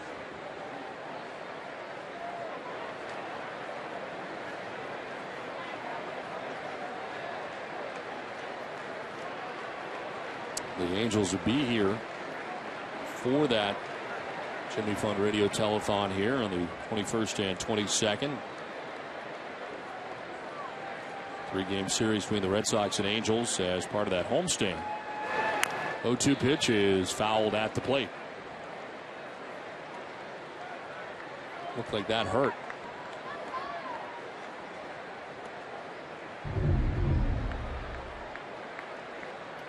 Must have been down off the end of the bat. Oh no, it was actually the foul ball came back to get him. He's stretching out that arm afterwards.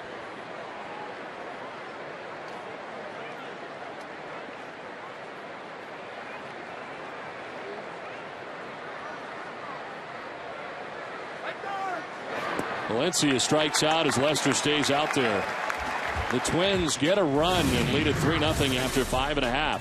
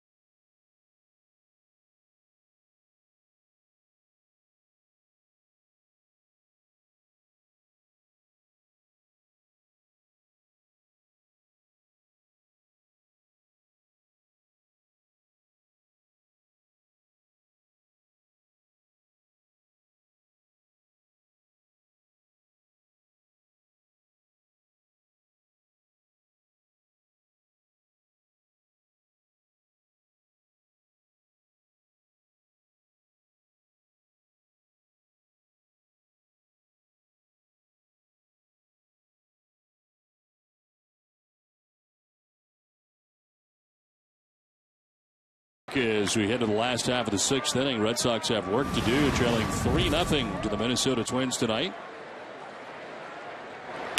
Carl Crawford grounds one foul down by the tarp area to even the count at 1-1.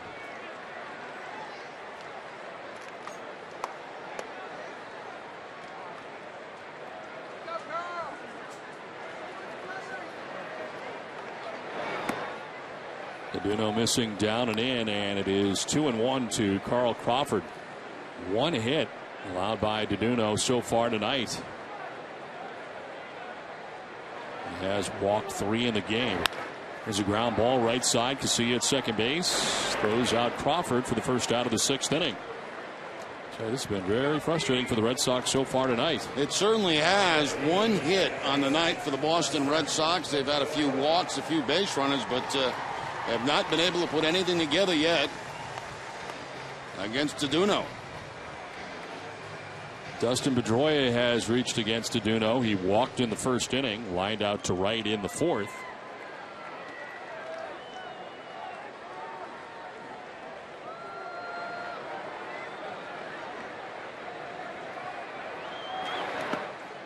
This will bounce in for ball 1.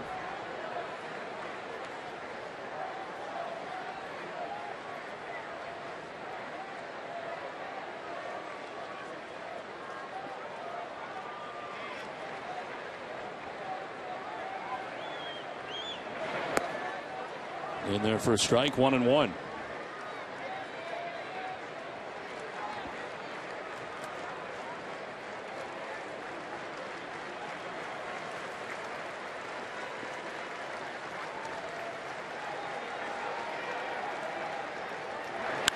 On the ground is shortstop as Brian Dozier. 2 down in the inning as we set it down to Naoko Funiyama. Well, since I'm here, Don, thought we could get a little hockey news in. Bruins goaltender Tuukka Rask spoke to the media for the first time since signing his new contract extension worth 1 year, $3.5 million. He also talked about Tim Thomas taking next season off, how he's sad about that because they're good friends, but can appreciate Thomas's decision to spend more time with his family. Tuukka was also kind enough to make his rounds at the Jimmy Fund Clinic, visiting patients today.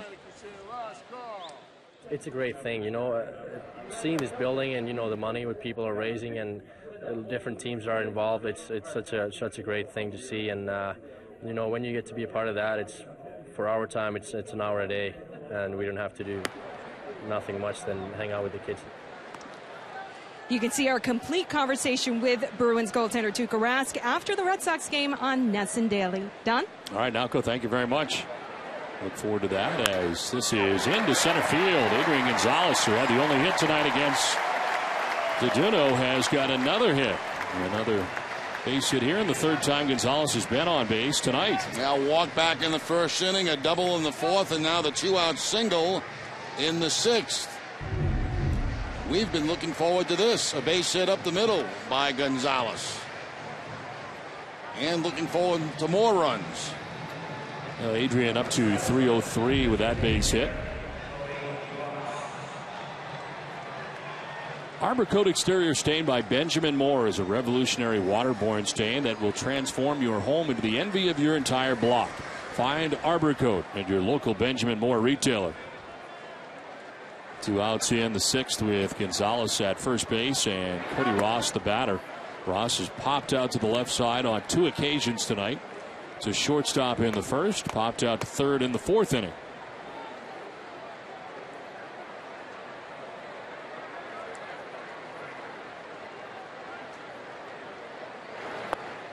Swing and a miss, 1-1.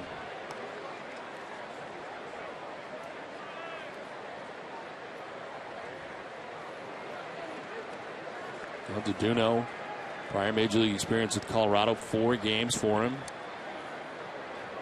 Out of the bullpen in 2010, no record, 3.38 earned run average, and then 2 games with the Padres last year, 3.00 ERA, and again, that was all out of the pen.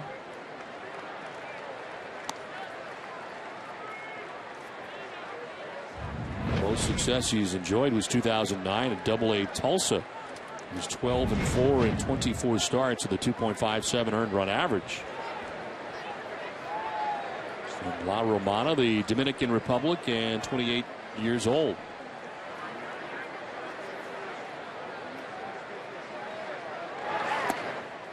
The high strike call as Cody Ross shaking his head. 2-2. And for the most part, most of the pitches have been down tonight for Deduno, and that time goes up in the strike zone, top of the strike zone for the strike.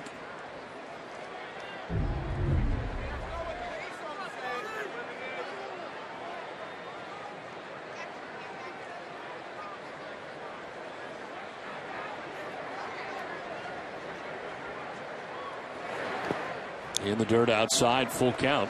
So Adrian Gonzalez can get a start at first base now, 2 down in the inning.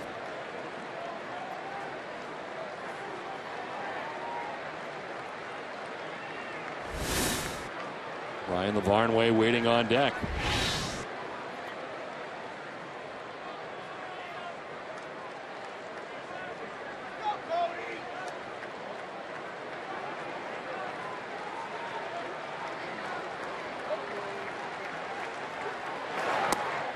There's ball 4, pitch up top, and that's the 4th walk given up by Deduno. And all of a sudden now the Red Sox have 2 on, and this will bring the pitching coach out, Rick Anderson.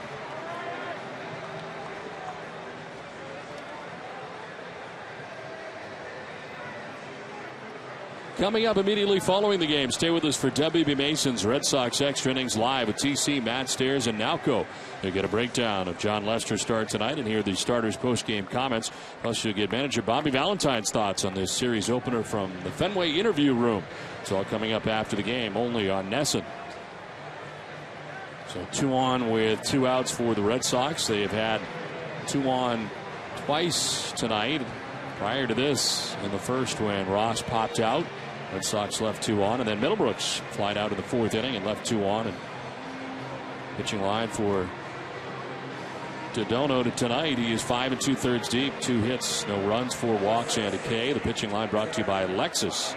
About to throw his 100th pitch of the night as Casey Fine and Tyler Robertson warming in the pen.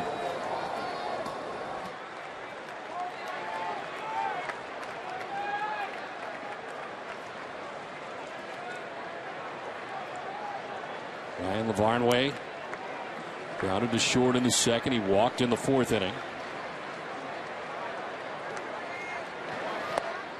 And a different looking lineup for the Red Sox towards the bottom of this lineup. Lavarnway batting 6th, Middlebrooks batting 7th, Kalish 8th, and Siriaco 9th.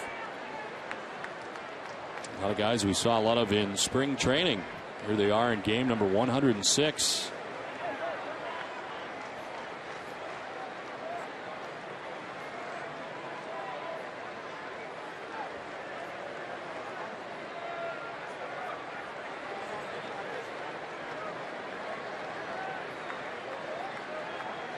Doduno with a 1-0.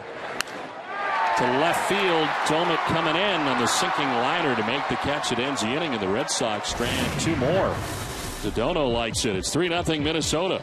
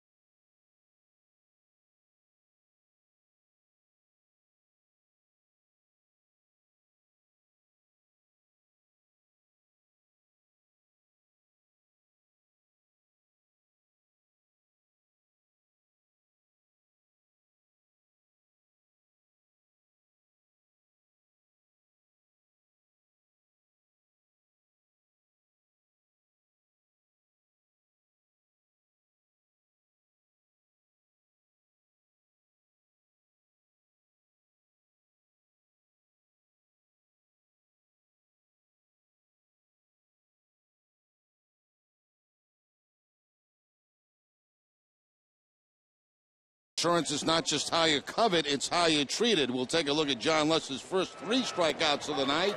A cut fastball to Span, a cut fastball to Revere, and Dumit right there on the breaking ball. Here's a bunt bid and a good one down the third baseline, and the throw is going to be just in time. Even better play by Lavarnway. Good bunt by Dozier, who's trying to figure out how he got thrown out. Good quick reactions behind the plate here by Ryan Lavarnway as he picks it up, spins around, and throws a strike, a high strike, to Gonzalez at first base and beats him by just a fraction of a step. Nice play by Ryan Lavarnway for the first out here, the 7th inning.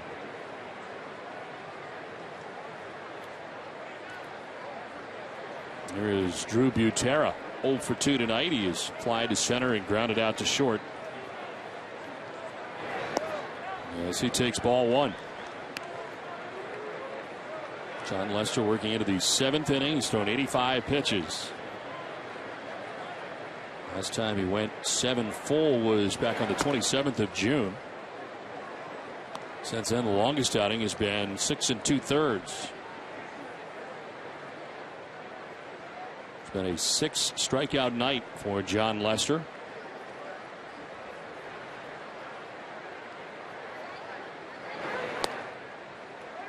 Lester wanted that badly, and he falls behind 3-0.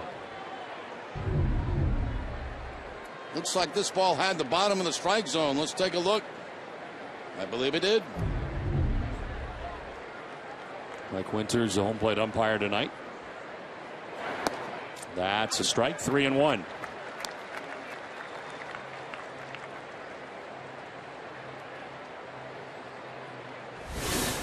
Bottom of the order, Alexei Casilla, the number 9 man, waits on deck with 1 out here in the 7th. This is line foul down the left field line. It's time now for the answer to tonight's AT&T trivia question. Which player won an Olympic gold medal and a World Series with the Red Sox? I did not know the answer to this, Jerry. Yes. Doug Mankiewicz. I got that right.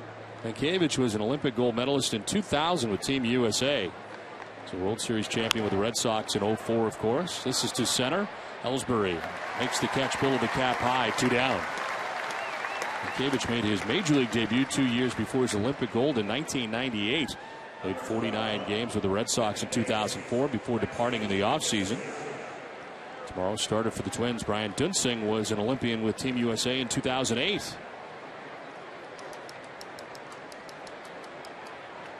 Doug Mankiewicz, of course, formerly of the Minnesota Twins. Great glove.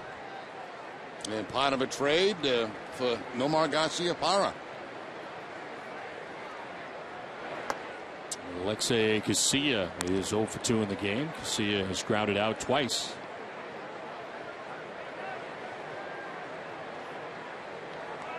Nomar Garciaparra, also an Olympian, and Nomar was in the house last night.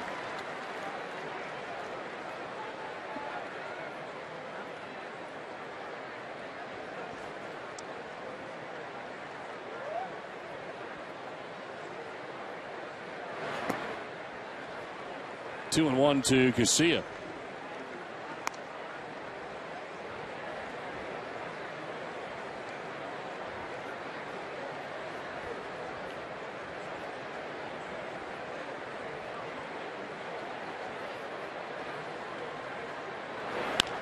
Chop to third as Middlebrooks in on the grass, throws across and ends the inning. Lester with a 1-2-3, 7th inning and 7th inning stretch, 3-0 Minnesota. Let's check in with your need to know with NESN Daily, presented by Sun Life Financial. Here's Jamison Coyle.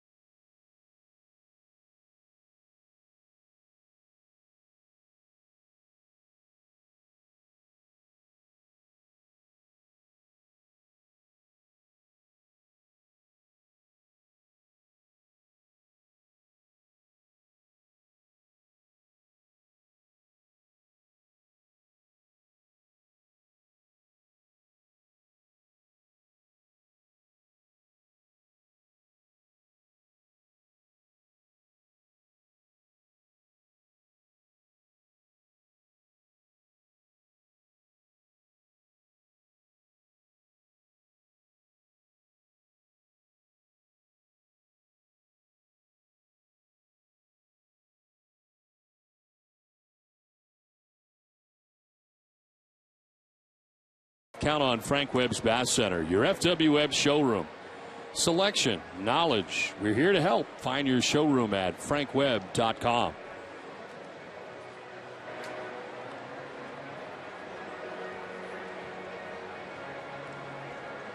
Last half of the 7th inning at Fenway Park, 3-0 Twins on top. This call to the bullpen is brought to you by New England Ford Dealers. Casey Fiend into the game here for the Minnesota Twins. His 10th appearance, 1-1 with a 1.59 earned run average. Worked 11 1/3. 8 strikeouts, 2 walks, and opponents hitting under 200 against him at 190. Red Sox glad to see someone other than Deduno, who leaves this game after 6 innings of work, giving up just 2 hits. Red Sox stranding 6 base runners through the first 6 innings and trail 3-0 as Will Middlebrooks leads it off here in the home half of the 7th.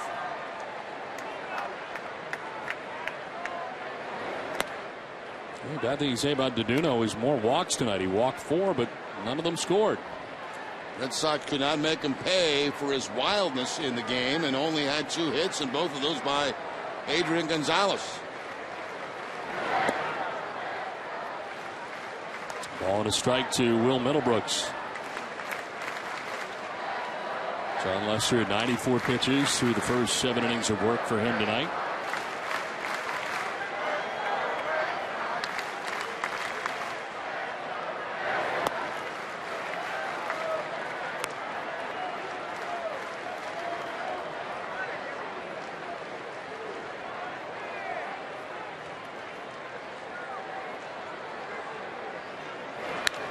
In the air to center field. Denard Span goes back at the wall and makes the catch. Straight away center field, and Denard Span didn't have much more room to work with, but he makes the grab for the first out of the inning. Now tomorrow night, immediately following Red Sox first pitch, join us for Red Sox Game Day Live, presented by Uno's. The TC, Matt Stairs, and Nalco at 6:30. They'll preview Felix Dubron's first career start against the Twins as he looks for his team-leading 11th win of the season. Live coverage begins at 5:30 with Friday Night Fenway right here on NESN. 1 out in the 7th inning. Ryan Kalish to batter. 0 for 2 in the game as Kalish is grounded out to first and to shortstop in 2 previous at-bats.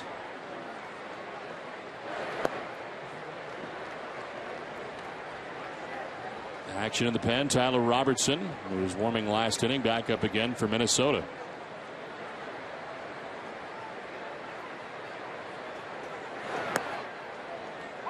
Strike over the outside corner, 2-1.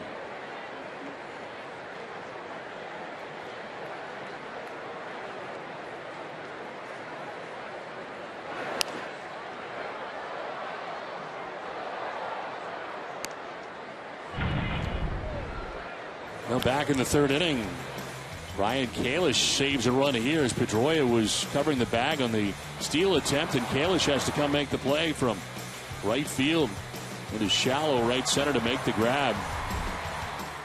Ryan defensively now batting here in the 7th inning with 1 out.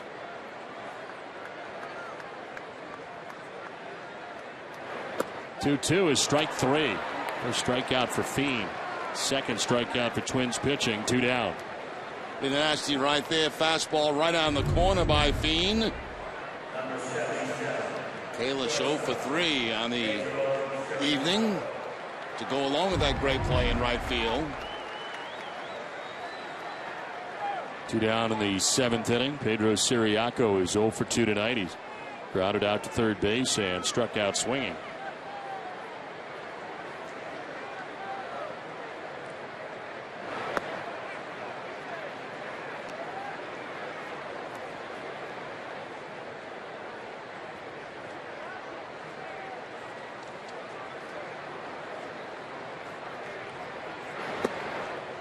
Shows bunt, pulls back and takes a strike to even the count at 1-1.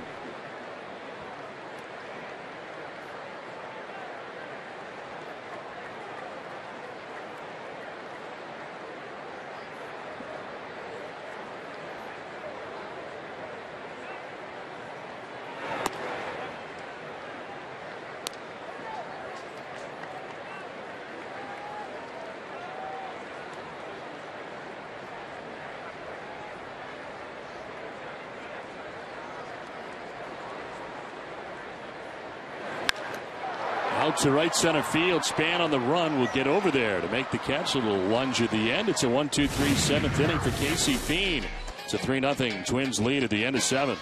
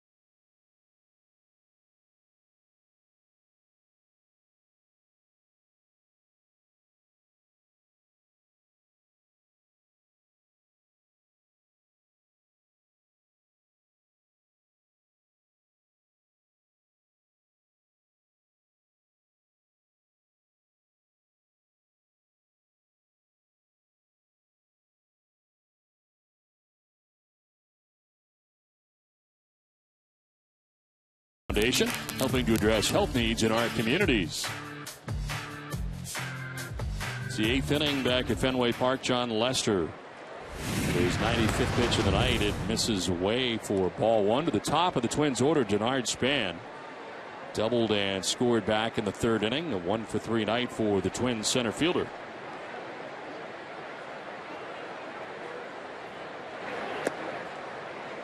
And there for a strike, 1-1.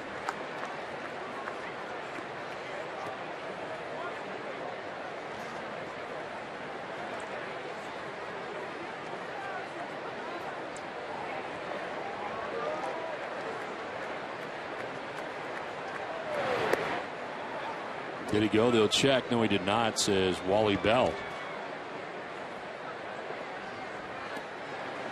Lester coming out here for the 8th inning. 97 pitches deep. There is action in the pen. Franklin Morales.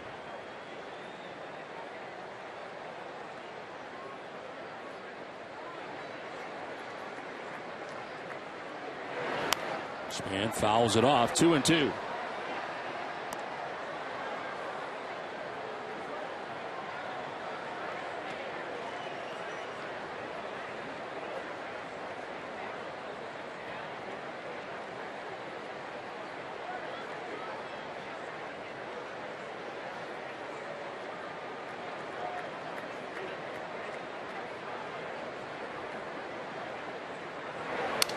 Broken bat liner caught by Lester on the mound. Right back at him. John throwing the glove out, making the grab.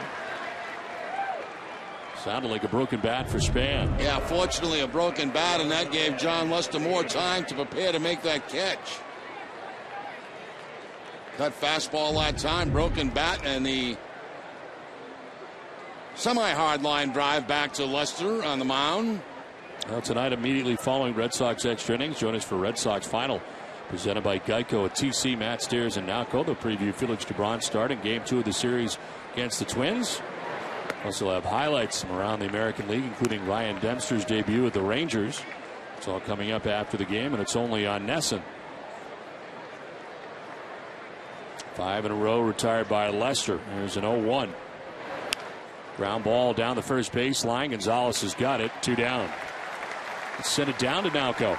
Hey, Don, since we've been talking about the Jimmy Fund tonight, we should also mention that the Red Sox are also supporting the Pan Mass Challenge this weekend. 47 Red Sox personnel are participating in the event, including manager Bobby Valentine, who's going to ride part of the way on Saturday.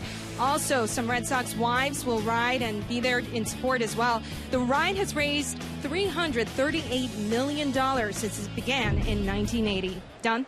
I wish everybody well involved in the Pan Mass Challenge. Billy Starr every year. And we wish Bobby Valentine well is going to be part of that as well. Avid bike rider? Yes, everywhere. On the road, everywhere we go. Yeah, takes a bike on the road with him.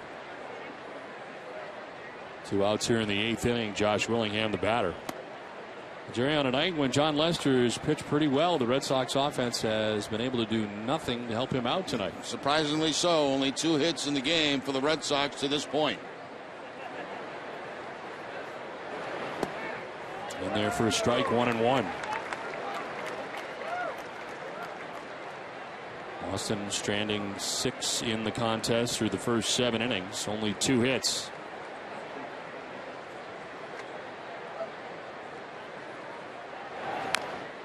Try not to make light of the Minnesota Twins situation, coming in 44-60. But to be frank, the Red Sox need to win these games. These are games they have to have. Again, you know, we talked about it, Don. It's all about winning series now, and winning a 4-game series. Obviously, 3 out of 4. Just won a series off the Tigers, the Yankees. Strike 3, Lester has retired the last 7 batters in a row. Through 8, it's 3-0 Minnesota. Willingham doesn't like it.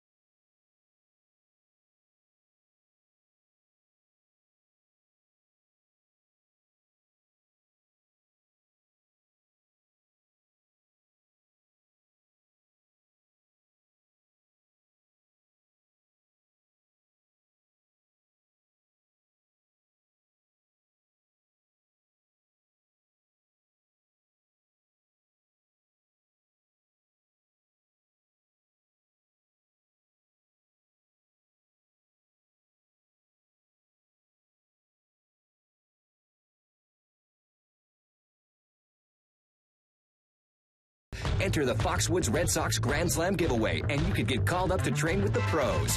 Play on the field, get your own locker, wear an authentic uniform, and more. Enter at Foxwoods, official partner of the Boston Red Sox. Learn more at foxwoods.com.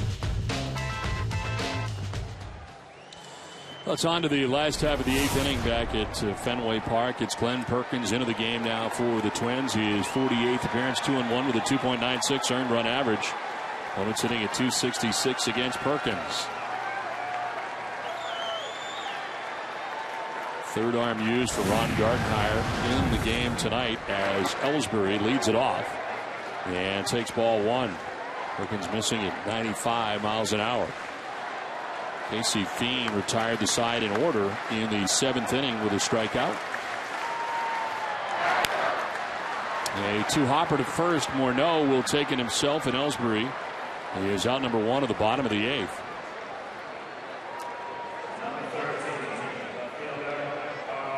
Red Sox closer warming in the pen, Alfredo Aceves.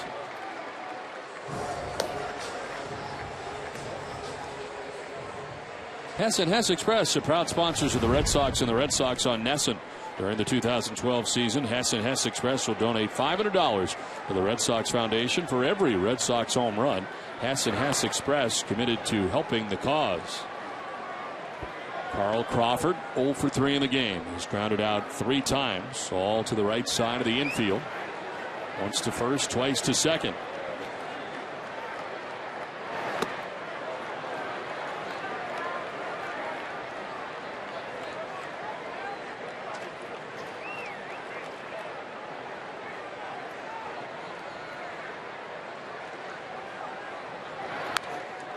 Crawford down to the count 1-2. Perkins has been throwing a 95 or 96 mile an hour fastball since coming in.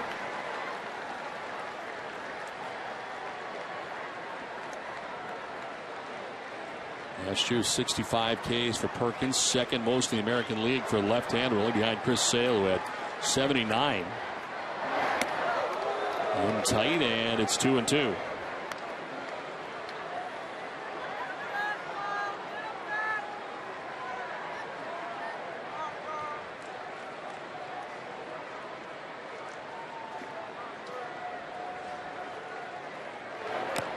So we got a foul tip not held onto by Butera.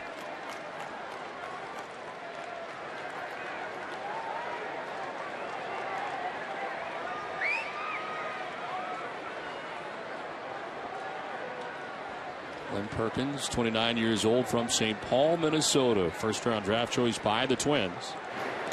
As he strikes out Crawford, who goes around. Second out of the 8th. First strikeout for Perkins. Well, after the fastball up and in, it's the slider. Down and away from Crawford. The check swing, or tried to check a swing, could not do it. And 2 quick outs here in the 8th inning. We were talking about Perkins' strikeouts last year. He combined last year and this year 118 Ks in 108 innings since the start of last season for this hard-throwing left-hander. That's pretty good. Less contact at the end of the game and less damage. Pedroia looks at strike 1.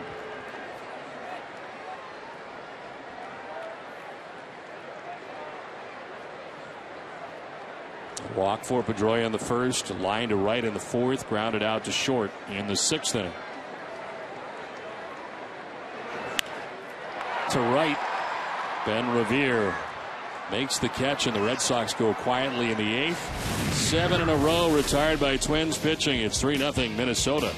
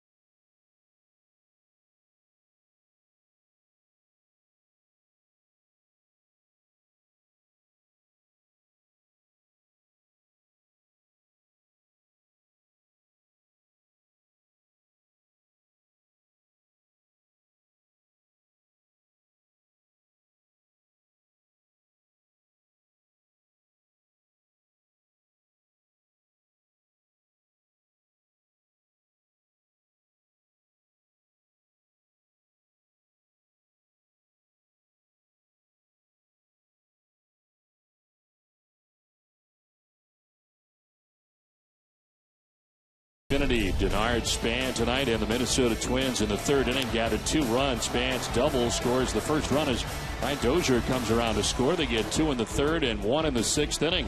John Lester pitching very well tonight. 8 innings, giving up 3 runs. He didn't walk anybody and struck out 7 batters. But just didn't get any help offensively. On the other side, very impressive tonight was Samuel Deduno, who comes into this game 2-0, has a chance to be 3-0 as he goes 6 shutout innings against the Red Sox, allowing just 2 hits. The bullpen has retired all 6 Red Sox batters they faced in the game, and it's off to the 9th inning we go. And into the game for the Red Sox, their closer Alfredo Aceves, his 50th appearance of the year, 2-6 in save opportunities, 22 out of 27. When it's hitting at .220 against Alfredo is Justin Morneau. Leads it off and takes strike 1 over the inside corner. Morneau grounding out in the second inning, singling in the fourth, and a double and a run scored in the sixth inning. It's a grounder foul. It's interesting. The Red Sox had the shift on Morneau with John Lester in the game, but they do not have the shift on right now with the Sevens in the game.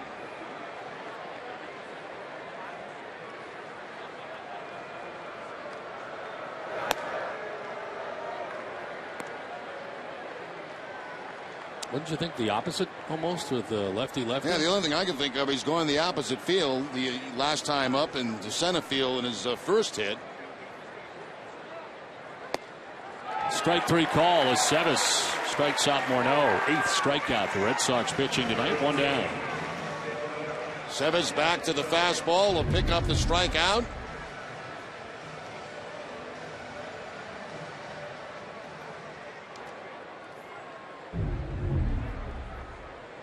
Red Sox pitching is now retired the last 8 Twins in a row. 1 out here in the 9th. And Ryan Doumit, the batter. RBI double in the 6th inning. A 2-out RBI double at that.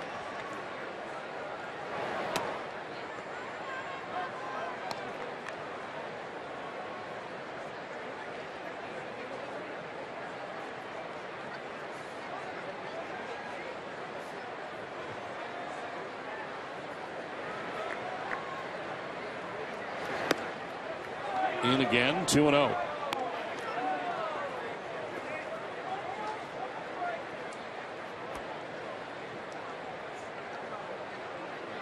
Aceves did not work in the Tigers series, so getting some work tonight. He last worked against the Yankees on the 29th.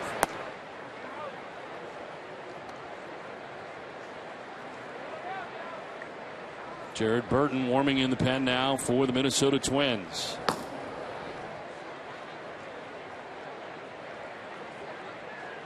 Burton with 3 saves for Minnesota as the pitch in there for a strike.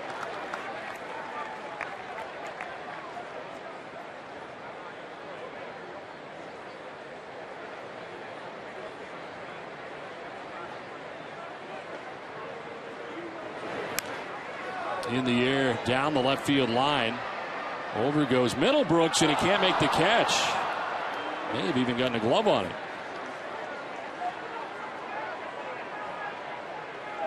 Going right to the wall. Likes a peek at how much room he's got.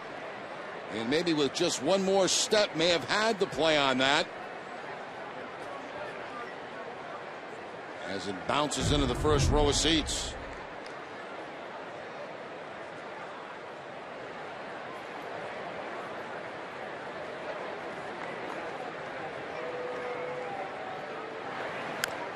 Under foul, still 3-2. Well, it's time now for a look at the road ahead, brought to you by Safeco Insurance. Tomorrow, game 2 of the series, with a pair of lefties on the mound. Brian Dunsing and Felix Doubront take the hill. Dunsing will be making his 39th appearance of the season, his 5th start. He is 2-6. Doubront coming off a strong effort against the Yankees on Sunday. He pitched 6 1/3 innings, allowing 1 run. Overall, he is 10-5. Live coverage begins with Friday Night Fenway at 5:30.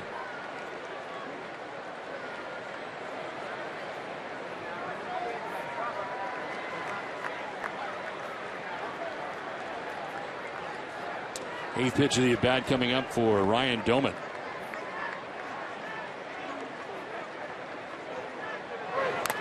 And a foul off Lavarnway.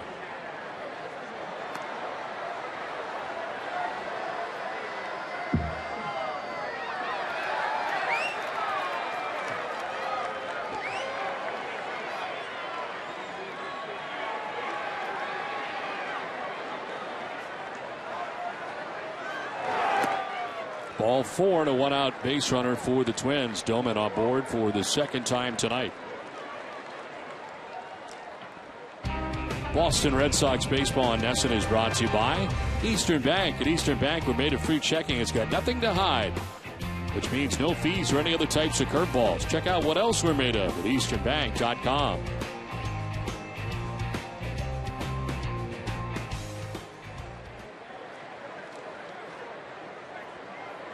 It's like a pinch runner as Darren Mastriani is going to pinch run at first base in place of Ryan Doman.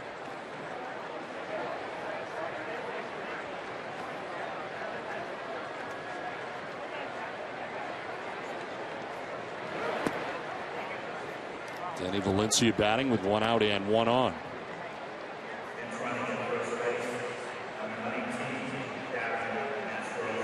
Mastriani with 12 steals on the season. He's been caught a couple of times. Very big lead at first base right now.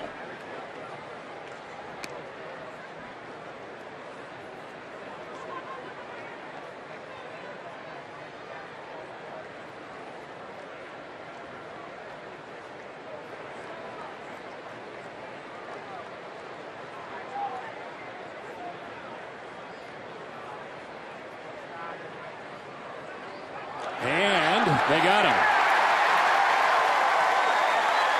Well, that lead was huge, as you mentioned, Jerry, and they pick him off in the second try. Yeah, it was a huge lead, and he was taking a step towards second base. Watch the step. He was going. And with that big a lead and a step like that, no chance of getting back.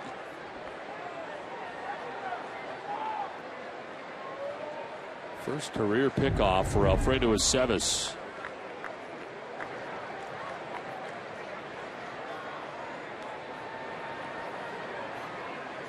To Valencia. In there for strike 1 and 1. That buckled him.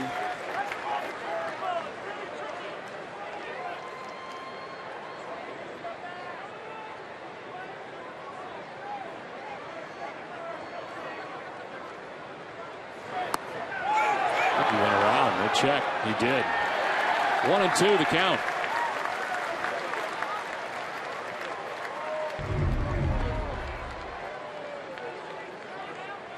Not much doubt there that he did go around on that particular pitch. Very uncomfortable at bat so far. That's a piece of that. Fouls it back. Well, John Lester pitching well tonight for the Red Sox. Pitching line brought to you by Ace Ticket. 8 innings, 7 hits, 3 runs, walked nobody, and struck out 7. He went 8 innings and 105 pitches. Fly ball sent foul and out of play.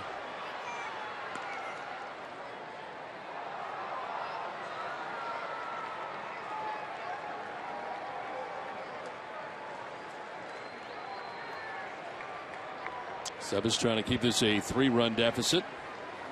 As the Red Sox in the bottom of the 9th inning expecting Adrian Gonzalez, Cody Ross, Ryan Lavarnway, the scheduled trio for the Red Sox.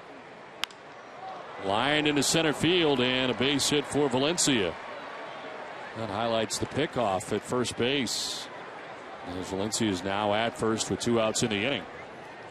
Had a tough at bat going till then. He thought there was a pitch that was called a strike that he didn't think was a strike. Then the check swing. But then a flat breaking ball by Aceves right there. And Valencia takes it right up the middle for the base hit.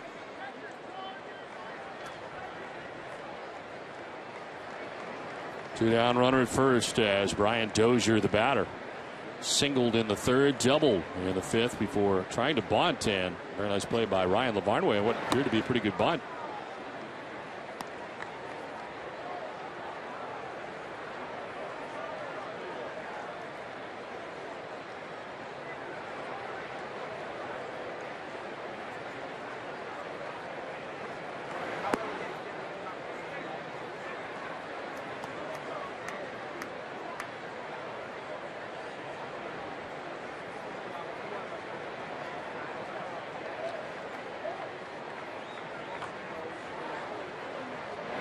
2-0 pitch, high drive. Deep left field, and it is gone.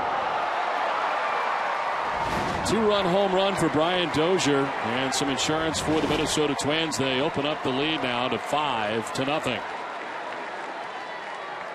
Alfredo Aceves in to get some work, and it's the Twins to get some work done. It's 5-0 Twins. Al Dozier's had a big night, a single, a double, and now the 2-run home run, his 5th of the season. Gets a fastball up in the zone, a little bit inside, and has the 2-run home run. Well, their minor league player of the year last year, doing it in the majors this year.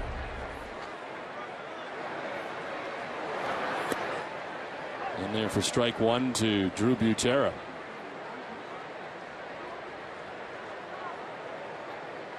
Oh for 3 in the game is Butera. He's flied out twice and grounded out. There's strike 2.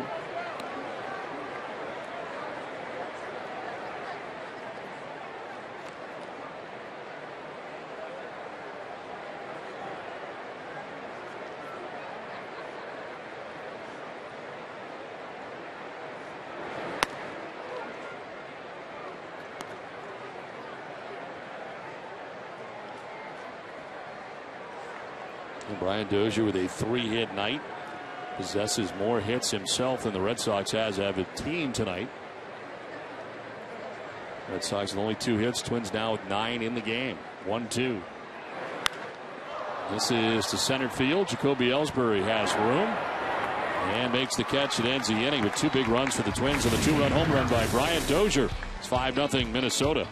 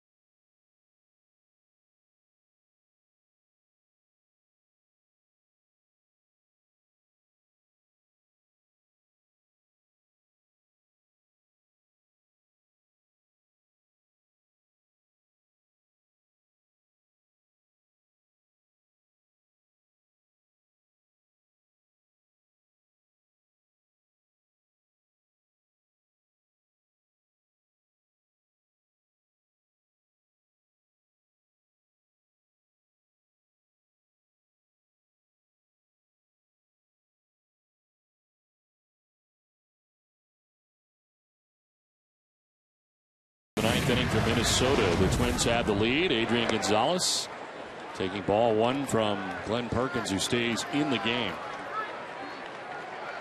Adrian Gonzalez has the 2 Red Sox hits in the game tonight. Doubled in the 4th, singled in the 6th, has been on base 3 times as he walked back in the 1st inning. Staying in the game is Mastriani in left field as he came in for Doman to pinch run and get picked off. Stays in the game in left as Gonzalez fouls it off. 1-2.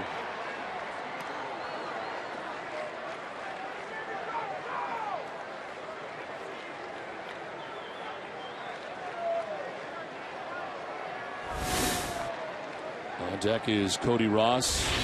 Ryan Lavarnway scheduled to bat in the inning. Gonzalez strikes out for the first out of the 9th inning. Second strikeout for Glenn Perkins. Well, tomorrow night at 6, join us for Red Sox First Pitch presented by Vermont. Get outside, VermontVacation.com.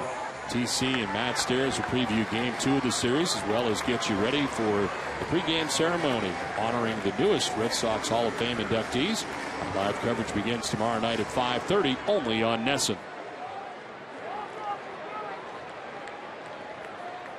One out in the 9th. Here's Cody Ross. Ross 0 for 2 with a walk. He is popped out to short, popped out to third, and walked.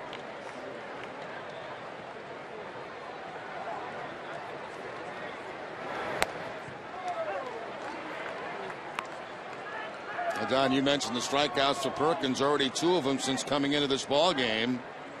Crawford and then Gonzalez, 2 left-handed hitters.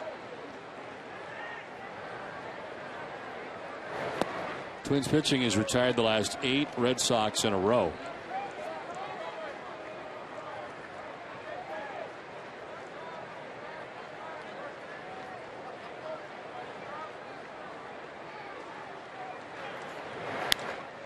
Softly looped and caught at shortstop by Dozier. Had time to get back, and he brings it in for the second out of the 9th.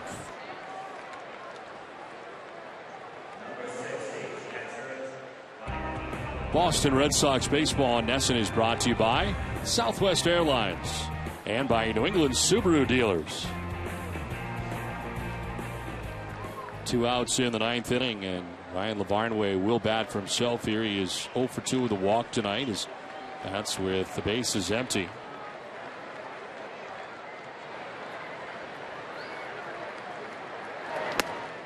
In there for strike 1 to Lavarnway.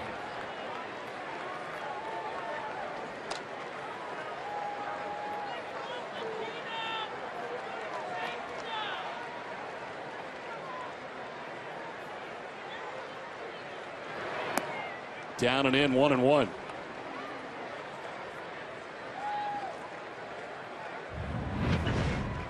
Don't forget, coming up immediately after the game, to stay with us for WB Mason. Red Sox Extra Innings Live. It's all the post-game coverage you'll need right here on NESN.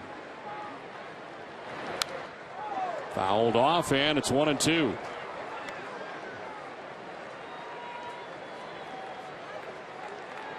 Twins last in the American League in shutouts. They have 3 on the season. A strike away from shutting out the Red Sox tonight. Team they allowed 24 runs to earlier this season. The 1-2 is up and in, 2-2.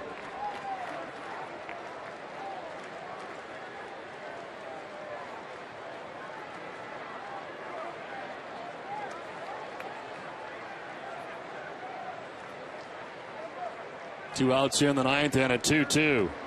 Lavarnway fouls it straight back.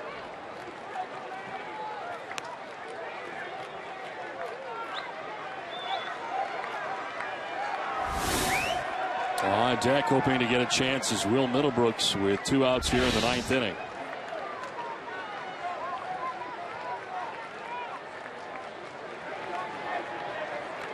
Again, Perkins with the 2-2 pitch. Down and in the dirt, full count.